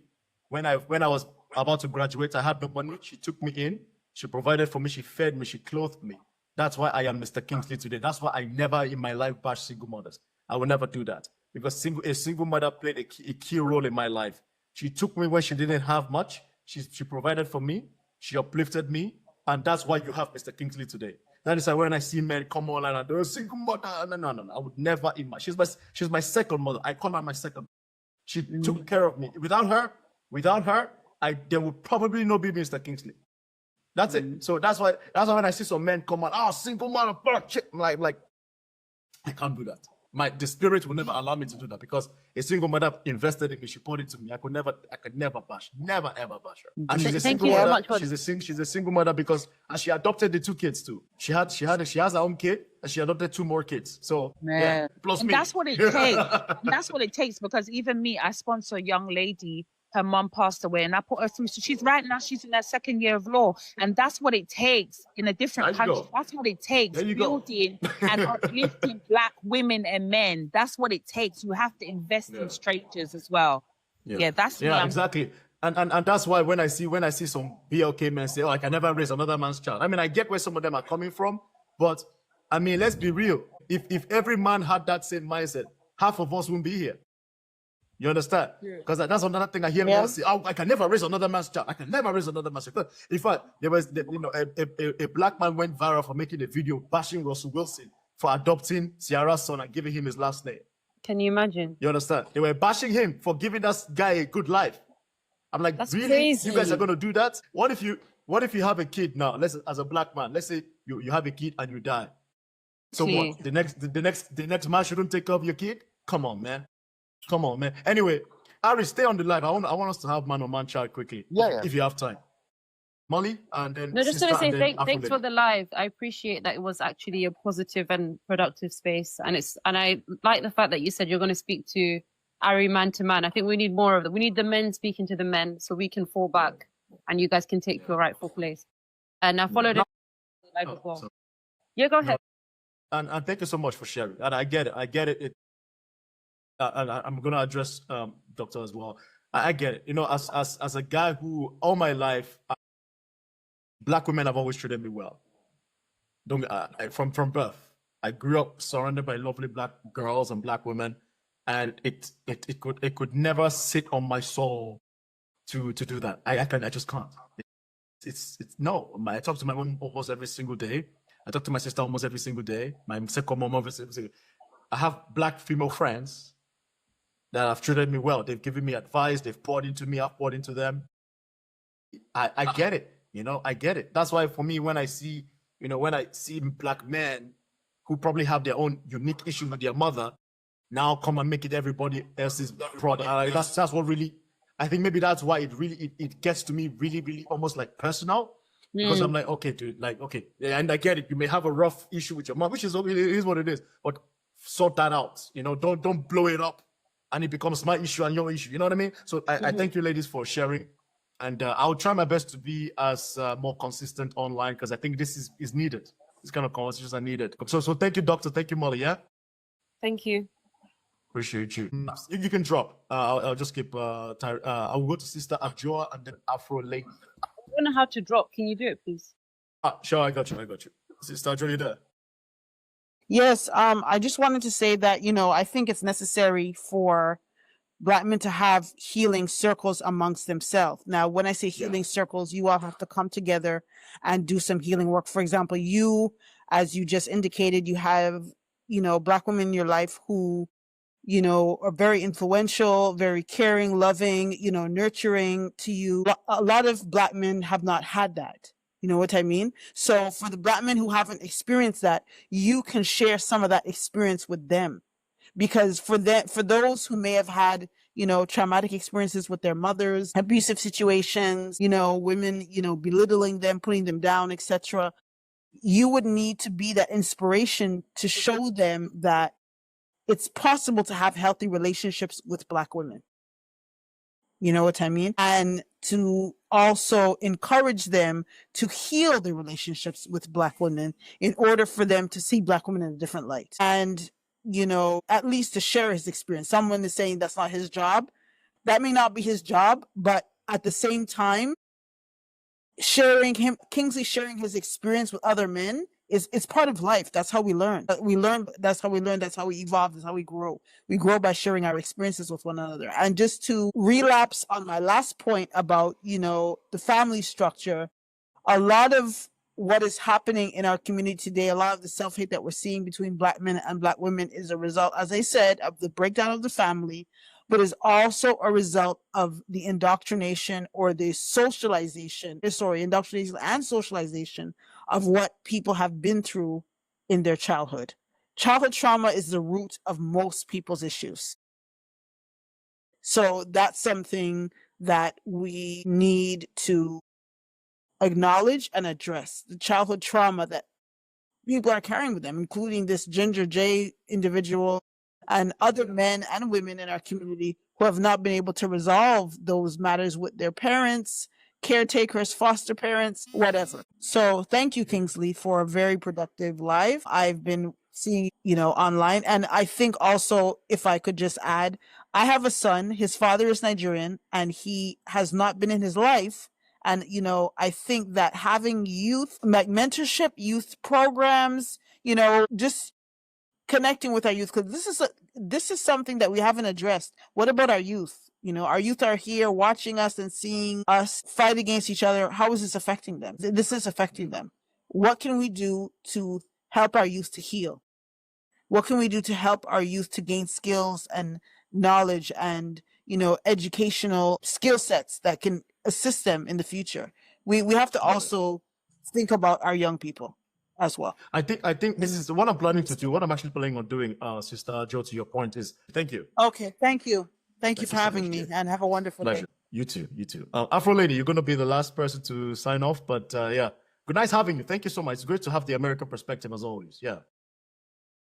Yeah, no, Kingsley, you're great. You are amazing. Thank you so much for doing what you are doing. And also you, Barbara, you as well. But yeah, I just wanted to say, no, I have hope. I have hope. I do feel that if we do have these conversations, we will start to change. But yeah, at this point, I just want to say it starts with BLK Men. It starts with BLK Men. It starts with you guys, Karen. Okay, Barbara. Okay, you guys have to start valuing the women and children, and then go on from there. But that's all I have to say. Thank you so much, Kingsley. Appreciate I'm it. out this week. Thank you so much. Bye-bye. Have a nice day, Afro Lady. Yeah. Bye-bye. Awesome. Ari, no, I'm happy to hear you. So you guys have stopped that live stream style, yeah? Yeah. No, Oh, never. that's good, bro. Honestly, Yeah, I'm really happy. Just you or all of you? No, even the Mola, no more. He stopped. We're done. Oh, that's great, man. Yeah, done, man. No That's more. great. I'm so happy, bro. Really happy, man. Yeah. Really happy. I mean, they were Because- unproductive. They were unproductive. Yeah. TikTok sometimes is like when you start off with that stuff, like you get consumed by it, and then we start to think about like we're not getting anywhere. Do you know what I mean? Like it's not toxic. Yeah, it's not achieving anything. Like you're having 500 people on there, sometimes 700 people on there. It's not doing anything. It's not getting you money. Yeah. It's not helping people. It's just you can't even call it Bad energy. Yeah, It's not fun. No, it's like toxic. Bad energy. No, but no, let's focus on positive. I have in my inbox. I might have like 15 messages. People messaging me after cussing me out. I was like, it doesn't do anything, you know. So like, and the thing about that one, you know what I mean? Like we both want to help people and better people. So it was like, yeah. I mean, I don't know. But you're now. Are you? I guess you're doing barber. You're a barber now. Yeah, no, that's just my side. That's my side gig. Side stuff. So, yeah. So what I'm doing right now is I'm doing my last year university. Cool. So I got one more. Nice. Yeah, because I went and did business management. I'm doing last year university. I'm just waiting for my Uber license to come. So I'm gonna be Ubering on the side of that. Let's fucking go. Get the money. I'm building a life coaching website. So I'm gonna be doing like personal training, life coaching, that type of stuff. Do you know what I mean? So the goal is turn it into a company. Yeah, not even like you. I'm gonna start posting YouTube videos, all that type of stuff. So yeah, I'm gonna get into it. So it's trying to build something, and then because I do bits and pieces back home. My TikTok does quite well in Nigeria, so I talk to people there. Like I'm helping people financially as well. So the goal is to I want to help. I want to help people, and I want to improve. I really want to help people back home. The goal was actually to leave back home, to move back home. So that's actually the goal. I'm not going to say like forever and ever, but I would like to be spending like like make everything remote in the end, so I could live like 6 months back home and 6 That's the months. plan for me as well, bro. I want to Yeah. travel the world. From Yeah. next, depending on how my company works. Because the beautiful thing is it's quick, it's online. I don't really need to be. Depending on how my company works, bro, my goal is to just, I want to travel, man. I want to move around. I want to tour Africa. I want to tour the Caribbean. Yeah, exactly.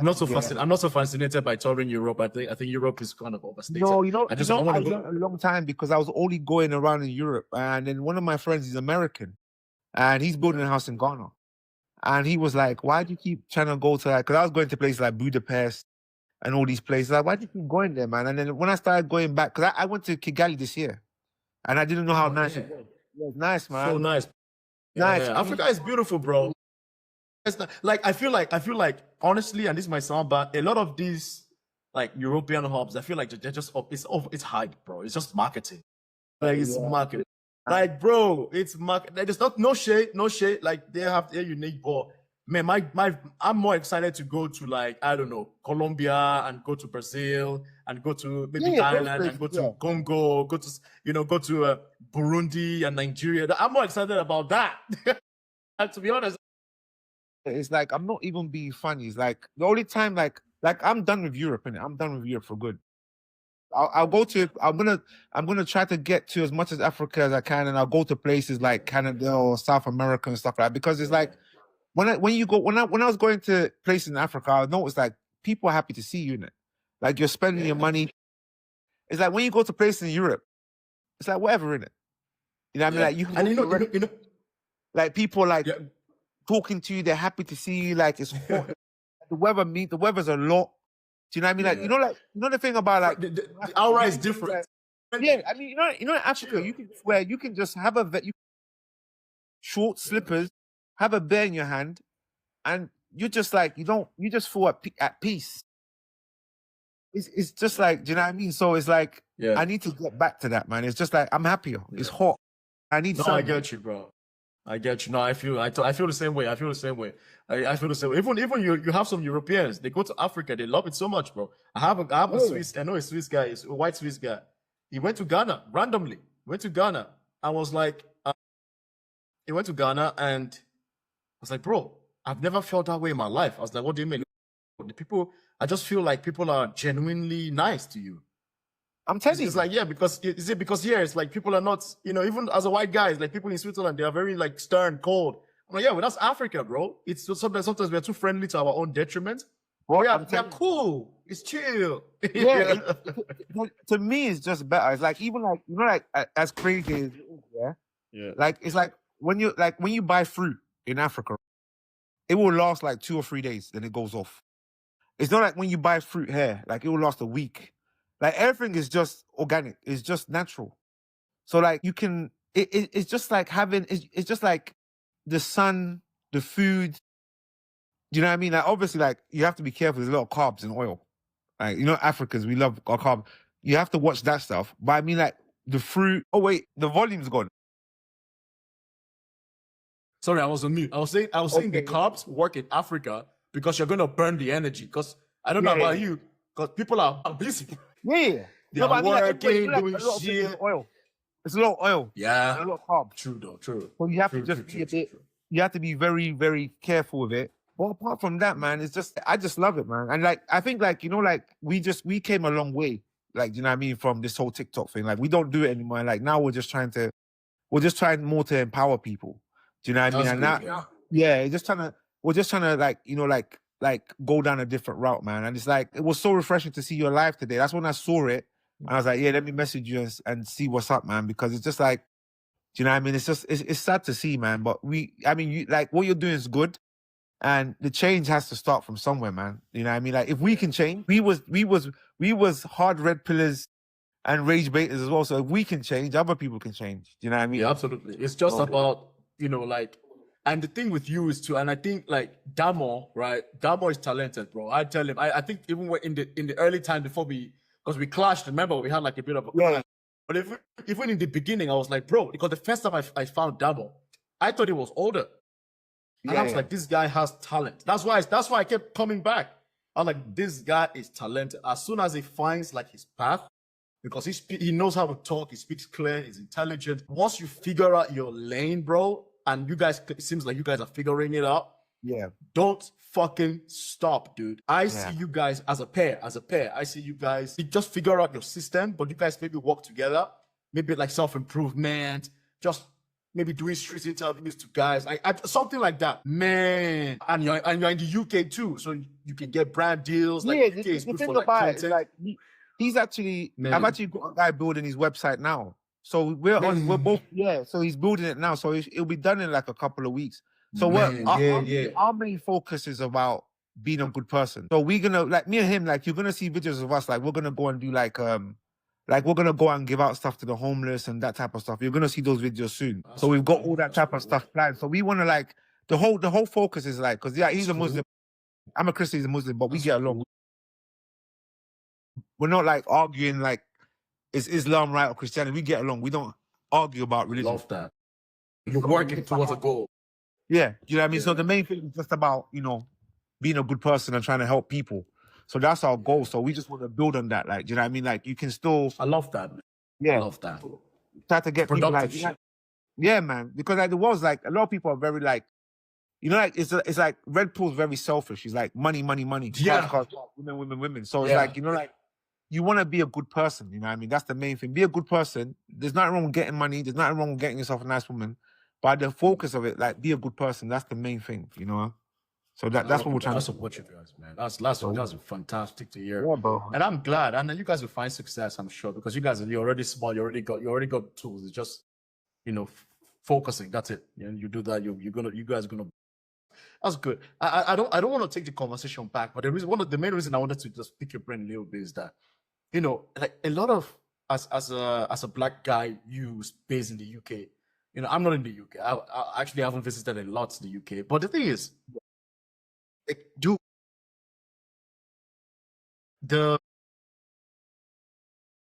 it might be a stupid question, right?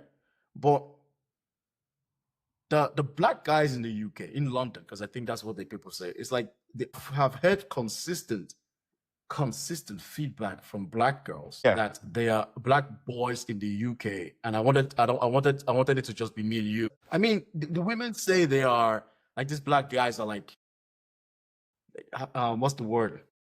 The black guys are very animosity, like very mean-spirited towards them. What do you mean, like? Just be honest. Is that something you know? Is it something you've heard? Like, they're very mean. Like, they say mean things to black girls. They bully black girls. Like, they go out of their way to be. Because I've heard about. I talk to black guys. I talk to black women in France, in Paris, in Germany, but it always circles back to the UK. Why is that? Do you know? No, you don't think about it. It's getting bigger and bigger, to be honest. It's getting bigger. Yeah, it's getting bigger and bigger, man. I think like now, like, it's like Ginger J didn't say that by coincidence. A lot of guys think that. So when it was said, it's like people jumped on it. Do you know what I mean? So it's getting more and more. And with the UK, unfortunately, we follow a lot of suit with America. So like if something's happening in America, it trickles down. You know what I mean? Like all this Red Pill stuff, people are following Kevin Samuels. They follow all these Fresh and Fit. They follow all these American guys. It trickles down here. If you see that they started collaborating, you had like Pearly Things. She's American. She moved to the UK and started having the Red Pill podcast with UK influencers. So things from America always trickle down here. Do you know what I mean? I think it's an issue in America, and it's come to the UK. Do you know what I mean? Because it's like it just trickles down, and it's sad. Do you know what I mean? It goes hand in hand. Like they do something, and UK follow suit. Do you know what I mean? I think they have that issue in America, and I think it's just getting bigger and bigger. Like, you know what I mean? Like that's why I said that. That's why I was asking you that thing in the start. I was like, it's because I don't like. What's her name? Soul? Was it Soul? Soul? What was her name? The American lady, Soul something. Afro Lady, I think. Afro Lady. She came and said that she doesn't think BK men are attracted to BK women. I don't think that's where it is. I don't think that's where it is. I think it's they just find them more demanding. That's what I think it is. Because it's like think about the age we're in. We want it easy. I'm not gonna walk to the shop. I'm gonna order Uber Eats. I'm gonna have Amazon next day delivery. Everything, you know what I mean? You're not gonna go out and look for women. You're gonna get Tinder or Hinge. Everyone wants things easy. So it's like, why am I going to work for a BK woman who's going to be asking me this, challenging me this, supposedly go out on 3 dates, when I can go out my race and I can just say, hey, what you doing? Can I come to your house? And she says, yeah. I can say, I think white, from what I've seen and experienced as well, I think white women are quite, they're not, if they like you, they like you. That's all they kind of. And the thing about it is like, that's why I said the thing that, and what they wasn't hearing is that a lot of guys wasn't getting play. You're not gonna see a lot of BK men getting play from black women and they jump to YT women. It doesn't make sense. If you're getting play from black women, you're not gonna jump to white women. If you're not getting play from black women, you're gonna jump to white women. And then when you jump over, you're like, why didn't I come in the first place? It's easy. It's easier. But okay. But again, there's no lady on the platform. It's just me and you. But this is something like because I've made a video on this myself in my own experience, in my own struggles dating black women. I've made videos on this. It's if you go to my early last 2023 or so, because I made a video.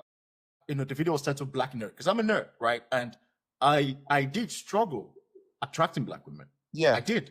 I'm not gonna lie, I did, and I've been very public about it. I don't talk about it a lot anymore because your boy does well for himself now. But then I was a nerd, and I struggled with I struggled to attract black girls because I felt like in the reality in my own experience was I did not fit the archetype of black guys that succeeded.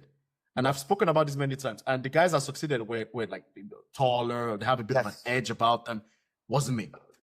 But the women that were chasing me, I kid you not. In fact, I didn't know a country called Kazakhstan existed. I didn't even know what that meant until this girl wouldn't leave me alone. She was into nerds. But again, in fairness, there was not a lot of black women around. It was like 5 black girls, and the rest were Igbo and Asian. So I think it's a very multifaceted thing in terms of proximity and availability. But in a place like, I think the reason why I keep bringing back to London, like where I am in Switzerland, there's not a lot of black people in general. But in a place like London, it's very constant. Even in Zurich, the most in diversity, there's still a lot of black folks there. But in a place like London, I think it's quite interesting in London because it's a larger number of black folks there. And I think that's why I'm quite fascinated by the dynamics of black folks there. That's why I keep going back to it, Yeah.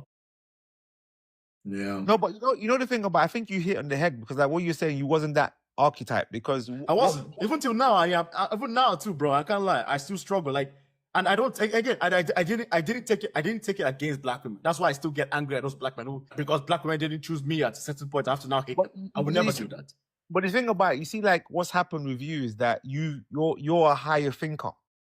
This is not me trying to glaze. You're a higher thinker. No, I get it. So that's all it is because a lot of guys take it how you're saying, but because it's like me, like I didn't have a lot of good experiences with black women, so I went over to the other side and then I came back and I was just like, I was like, it's not the same, right?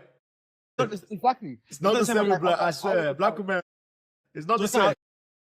No, it's true. It's true. And I went over to the other side. I was like, it's true. I was like, what are you doing? I was like, I have to say, black women are just, Do you understand? So I went to the other side and I was just like, because it was easier. I went to the other side because it was easier. And I was just like, you can get black women, but this is just less hassle. This is just easier. I got the question. So do you think, so black women are trying to protect themselves now? Yes. I wish I think I could have kept a black lady on the panel because now this is more for black women. And if any of them are still here, I'd like to get a perspective. But the other argument that some men say is, but black women are attracted to a certain type of black guy. That's facts. And I don't think we cannot ignore that part though. No, it's facts. It's facts. We cannot ignore that because I've seen it. But then the question then is, okay, if you guys gravitate towards a certain archetype of black guy and then gets, treated in a certain way, you see where I'm going? You know the thing about it, so how do we balance it? I know where you're going with it, and that's why when we was on the live a bit, I didn't want to say something about that. Do you know what I mean? Because I think when you was having that live, it's true what it says, a time to listen. It's not a time to say, but you listen this and this. But that point you're trying to say is, it's why they always say they want this rule of like they want 20% of men, of BK men. You know what I mean? It's like BK men want 20% of that woman. They want those Instagram baddies. They're no good. There are tons of women that on the live that are decent women, but they want these baddies. Like how we chasing these. It's you guys that can I see? You know what? I want to see the men that like those Instagram baddies. We all I don't like these baddies, bro. Like them. I'm telling you. I like natural. I like if it doesn't look natural and attainable. A lot of these guys, it's just like how those women like that archetype of men. The men are like that as well. Yeah, they like that as well. Yeah, they'll have good women. You have a BK man have a good woman. She's like a 6 out of 10. Everything's cool, but he's still thinking I can get that 8 or 9. And he'll risk it all. He'll risk it all. Oh yeah. I've heard stories. And then when you say to yourself, and women do the same thing as well. So we're both guilty. Because when you say to yourself, it's like, if you do the math, Kingsley, like you might have 10 things you like, right? And a woman hits all of them up. A woman hits 9 of them. A smart person will say to yourself, it's only one thing she doesn't hit. But she hits the other 9. I'm gonna cash out. Right? But a guy will cash out a woman that hits that one, the way she looks, and she doesn't have the other 9. He'll leave that woman that has the 9 for that woman that has the 1. This is the problem. And then when he gets that 1, after he get, because mostly you're leading with lust. Once you've satisfied the lust, you're like, there's nothing more here. Exactly. And that's what a lot of people need to understand. Relationship is not just about lust and sex. It's not. That shouldn't be. It's good, but it's not the main thing. I'm not trying to sound like some hero. It's good, but it's not the main. It cannot be the. It's part of it. Main factor. Do you know what I mean? It can't.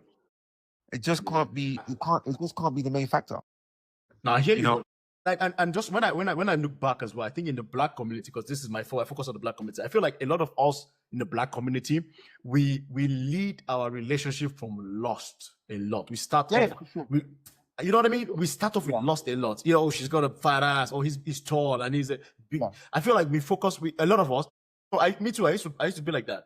We start off with the lust, which lust is good. It's okay. It's an emotion. It's okay. But I feel like we over focus on that and not so much about the emotional stuff and the personality and the character. I feel like that contributes a lot more to maybe wrong choices being made for long term. Anyway. Yeah, for sure.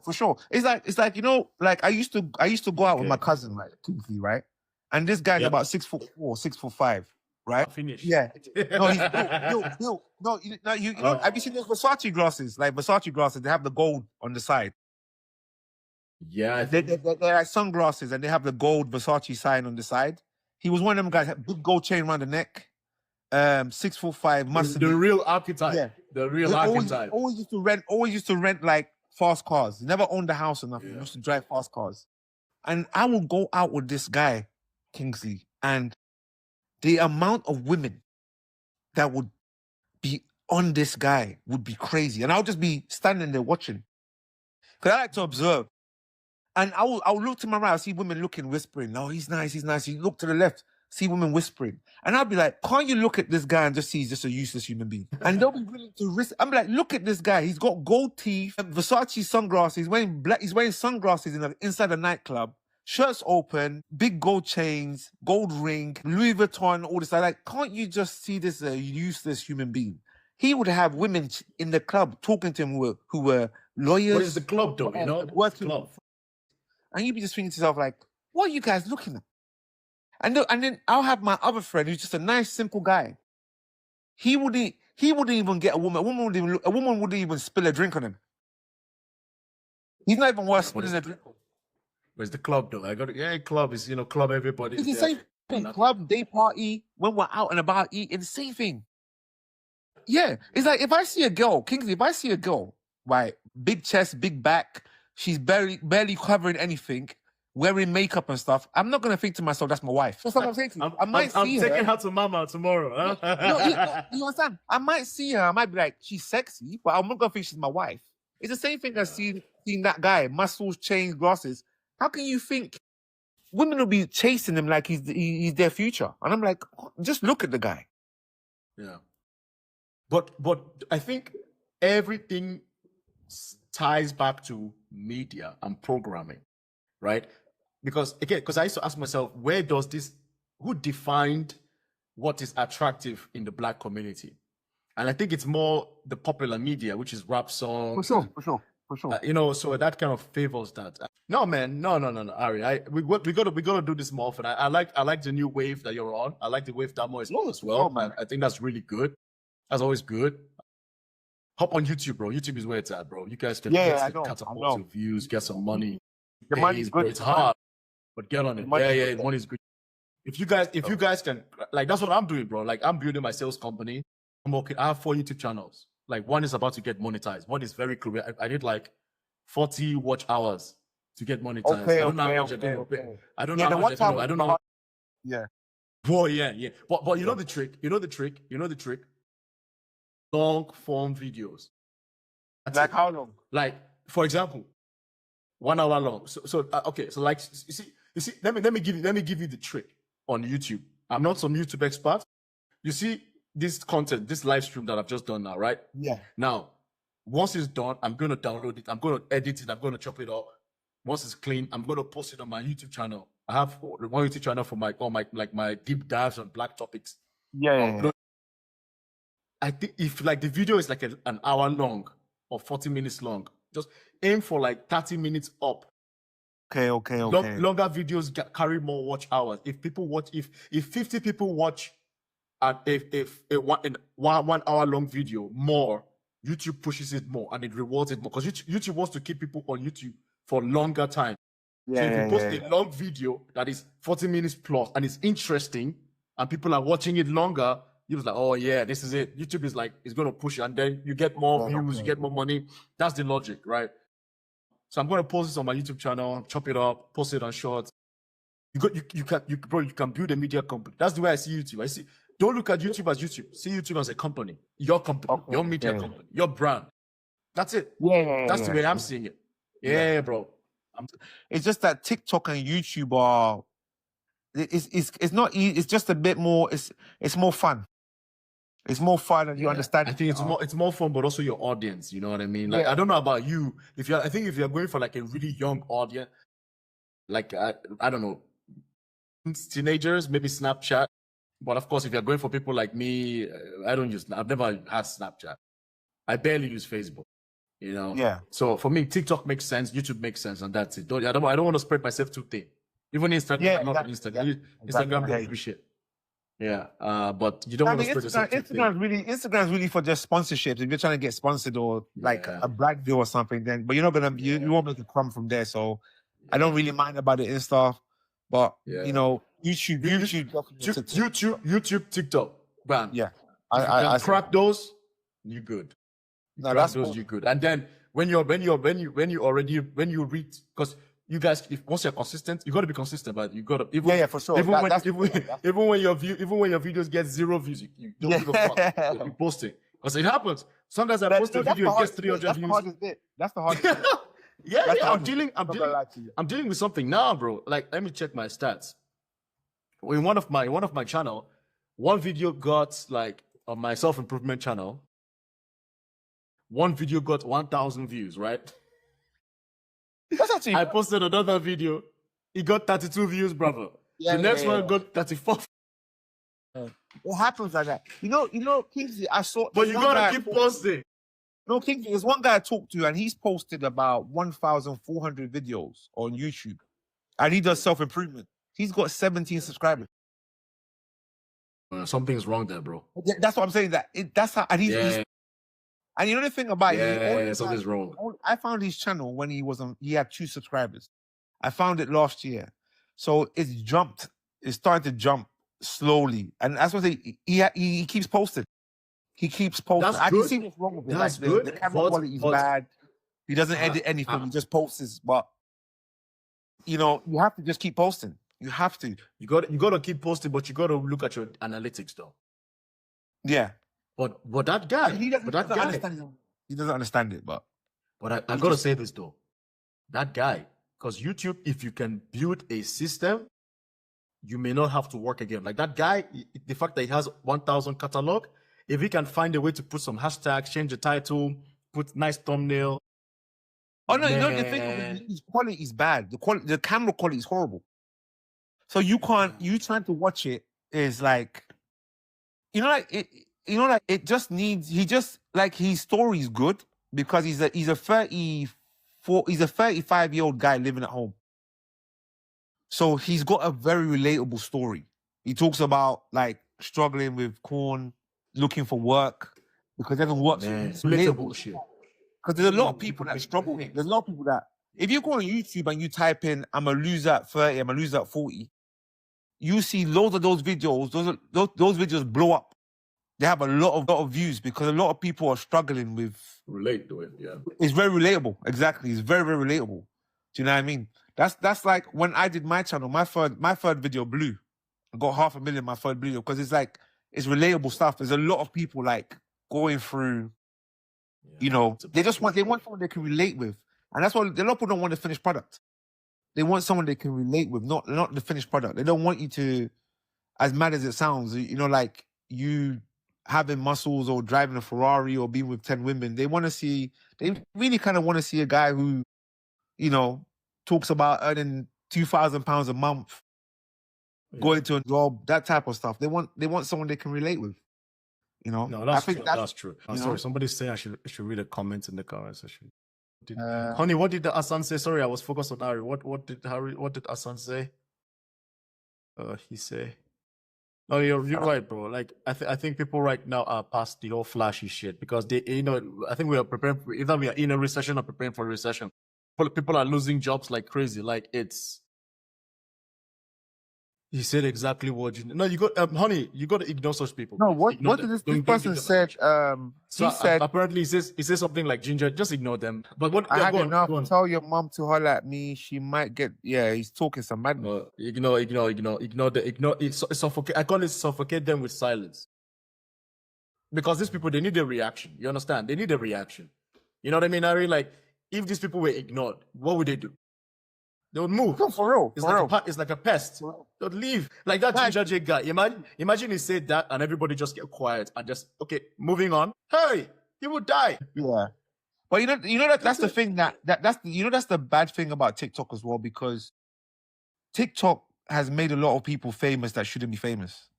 Oh, because that's the problem with TikTok. Because before TikTok, YouTube and Instagram was really hard. It was hard to be famous with just YouTube and Instagram. TikTok makes it so easy because a lot of people that have big TikTok followers don't have big YouTube and Instagram followings. And I'm not trying to be rude. Like with if you have a big following on Instagram, kind of, and YouTube, it means that you're kind of good. I like to think of you like you're like the Rolls Royce. That you're quite professional. I've seen people on TikTok that are just, you know, I've seen a guy that doesn't work and he talks about benefits and he's got like 8K followers. And he's a guy that just, he goes on live and says, yeah, he argues with people about not working. So TikTok makes people famous that shouldn't be famous. And that's the bad thing about TikTok. No, I hear you, brother. And the thing is, YouTube is a different beast, man. You gotta really study. And I've been on YouTube for like 2 years now, bro. I'm just figuring it out now. You understand? You gotta give yourself. I feel like also a lot of people they hop on YouTube and they want to win quick. I'm like, if you want to win quick, forget it. Just focus on TikTok. What have you worked harder on? You think your YouTube or your TikTok? Oh, YouTube. God, exactly. And imagine, but look what you have. No, imagine you had what you had on TikTok on YouTube. I'll be rich. You'll be rich. I'll be rich. I'll be rich, bro. You be stupid rich. You could be making. I'll be rich. Yeah, it'd be crazy. You could be. I saw one guy the other day. He was talking about his earnings, and he was talking about he doesn't know what he'll do if his YouTube goes down and he starts earning $5,000. He was talking about he's on 93K, and he's like he makes about 25K a month. Easy. And he was like, I don't know what I would do if I go back to $5,000 a month. You know, when I first was on YouTube and I got to $5,000, I thought this was it. I said, when you keep going up and up, you know, he posts about 3 videos a day, does review content. You gotta post, bro. You gotta post. Because YouTube, because you gotta keep it. Look again. Look at YouTube as your business. Don't look at it like TikTok. Well, even TikTok can be your business because especially when you're getting views. Because I don't get paid shit from YouTube, from TikTok. I don't get nothing from it. You know, I'm not in the UK. I don't. Oh, It's not where monetized in you Switzerland, are, yeah. and which sucks. I don't know why TikTok does that, but anyway. But TikTok money's not great though. Anyway, but it'll be something. Yeah, Yeah. yeah. I think the people in America are the ones who really eat. Yeah, they're the highest. Bro, But it's I know guys. A guy was explaining it. His CPM or whatever was 50, and if he would make something like a 100, if he got like 100K views, he'd make £50. So on YouTube, you'd make way more. If you get like 100,000, if you get 100K views on your video, you make a lot. eating good. You're paying your bills, all your bills. Yeah. So once you, that's the thing about it. It's good that you're doing YouTube. Once you crack it, you're gone. Once you crack it, because once it just starts pumping out your videos, that's it, man. Once and starts pumping out, that's it. Your life, it's gonna change. Yeah, but you know, like YouTube is also a social media. You gotta be careful because it's like this, you know. Up 1 minute and they change the algorithm. That's why it's always good to, like you're doing, have your barbing, your school, your this, have multiple things flying. One thing can stumble, you know.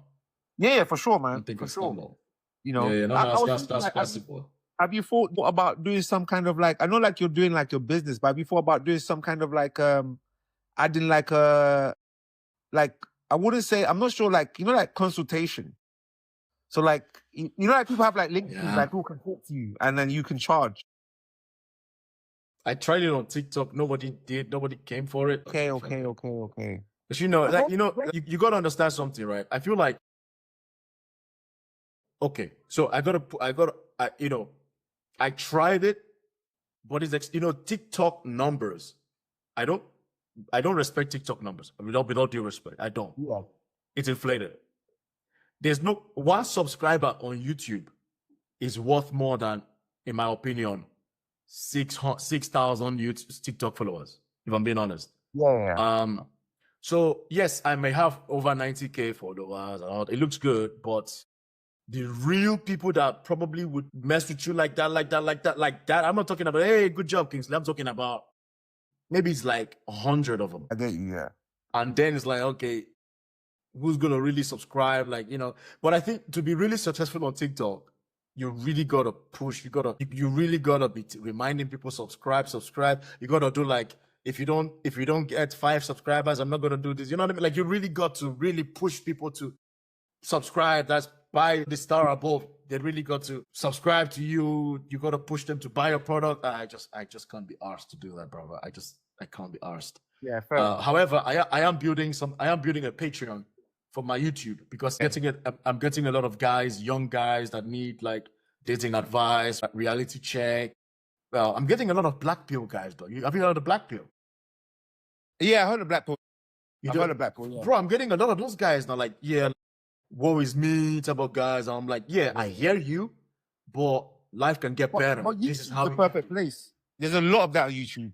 There's a lot. Bro. Perfect place. If you want Patreons, that black was, there's a lot, man. There's a lot. There's a for that stuff outside of YouTube money, like you get able to subscribe and calls and all that stuff. The bag is so big, it's crazy. It's big. YouTube. The bag is big. It makes it not even worse than TikTok. Actually, it makes sense. Yeah, it's not even actually. So actually, that's what I'm doing now, bro. And business idea for you. Like, what I'm also trying to do now, bro. If you look at my bio, I put founder Mr. Kingsley Talk Show.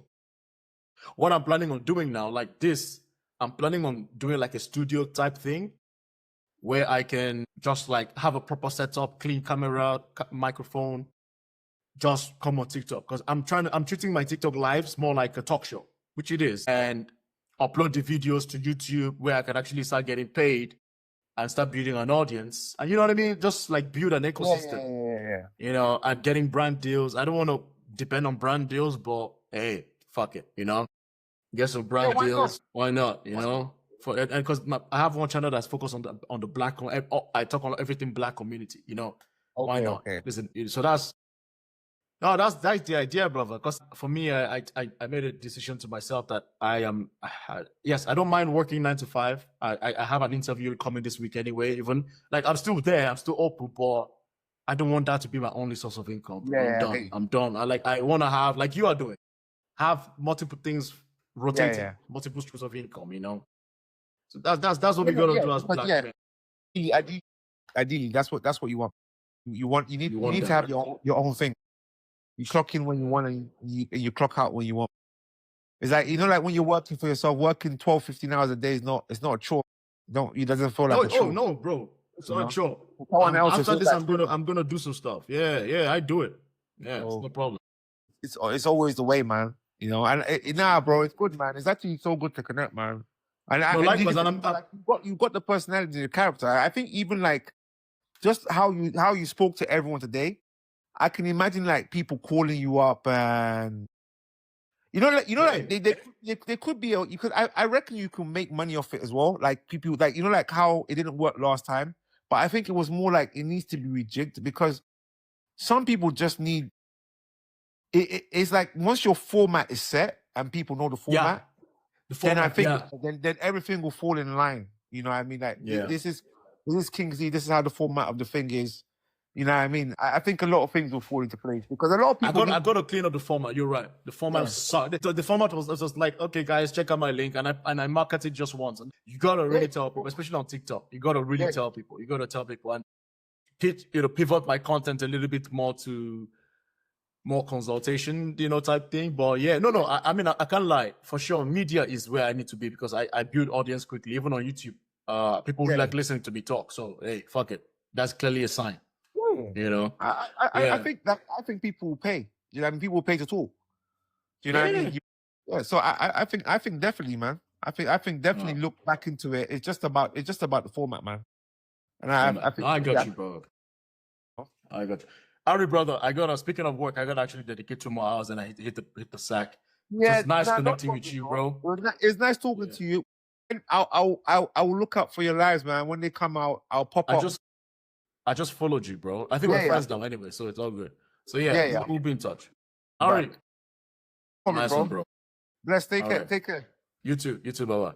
Guys in the comments, I'll be stopping now. Thanks for all the guys that joined. Thank you for joining me. It's lovely to have you guys. I wish you guys a fantastic morning. It's already morning here. Mr. Kingsley, out.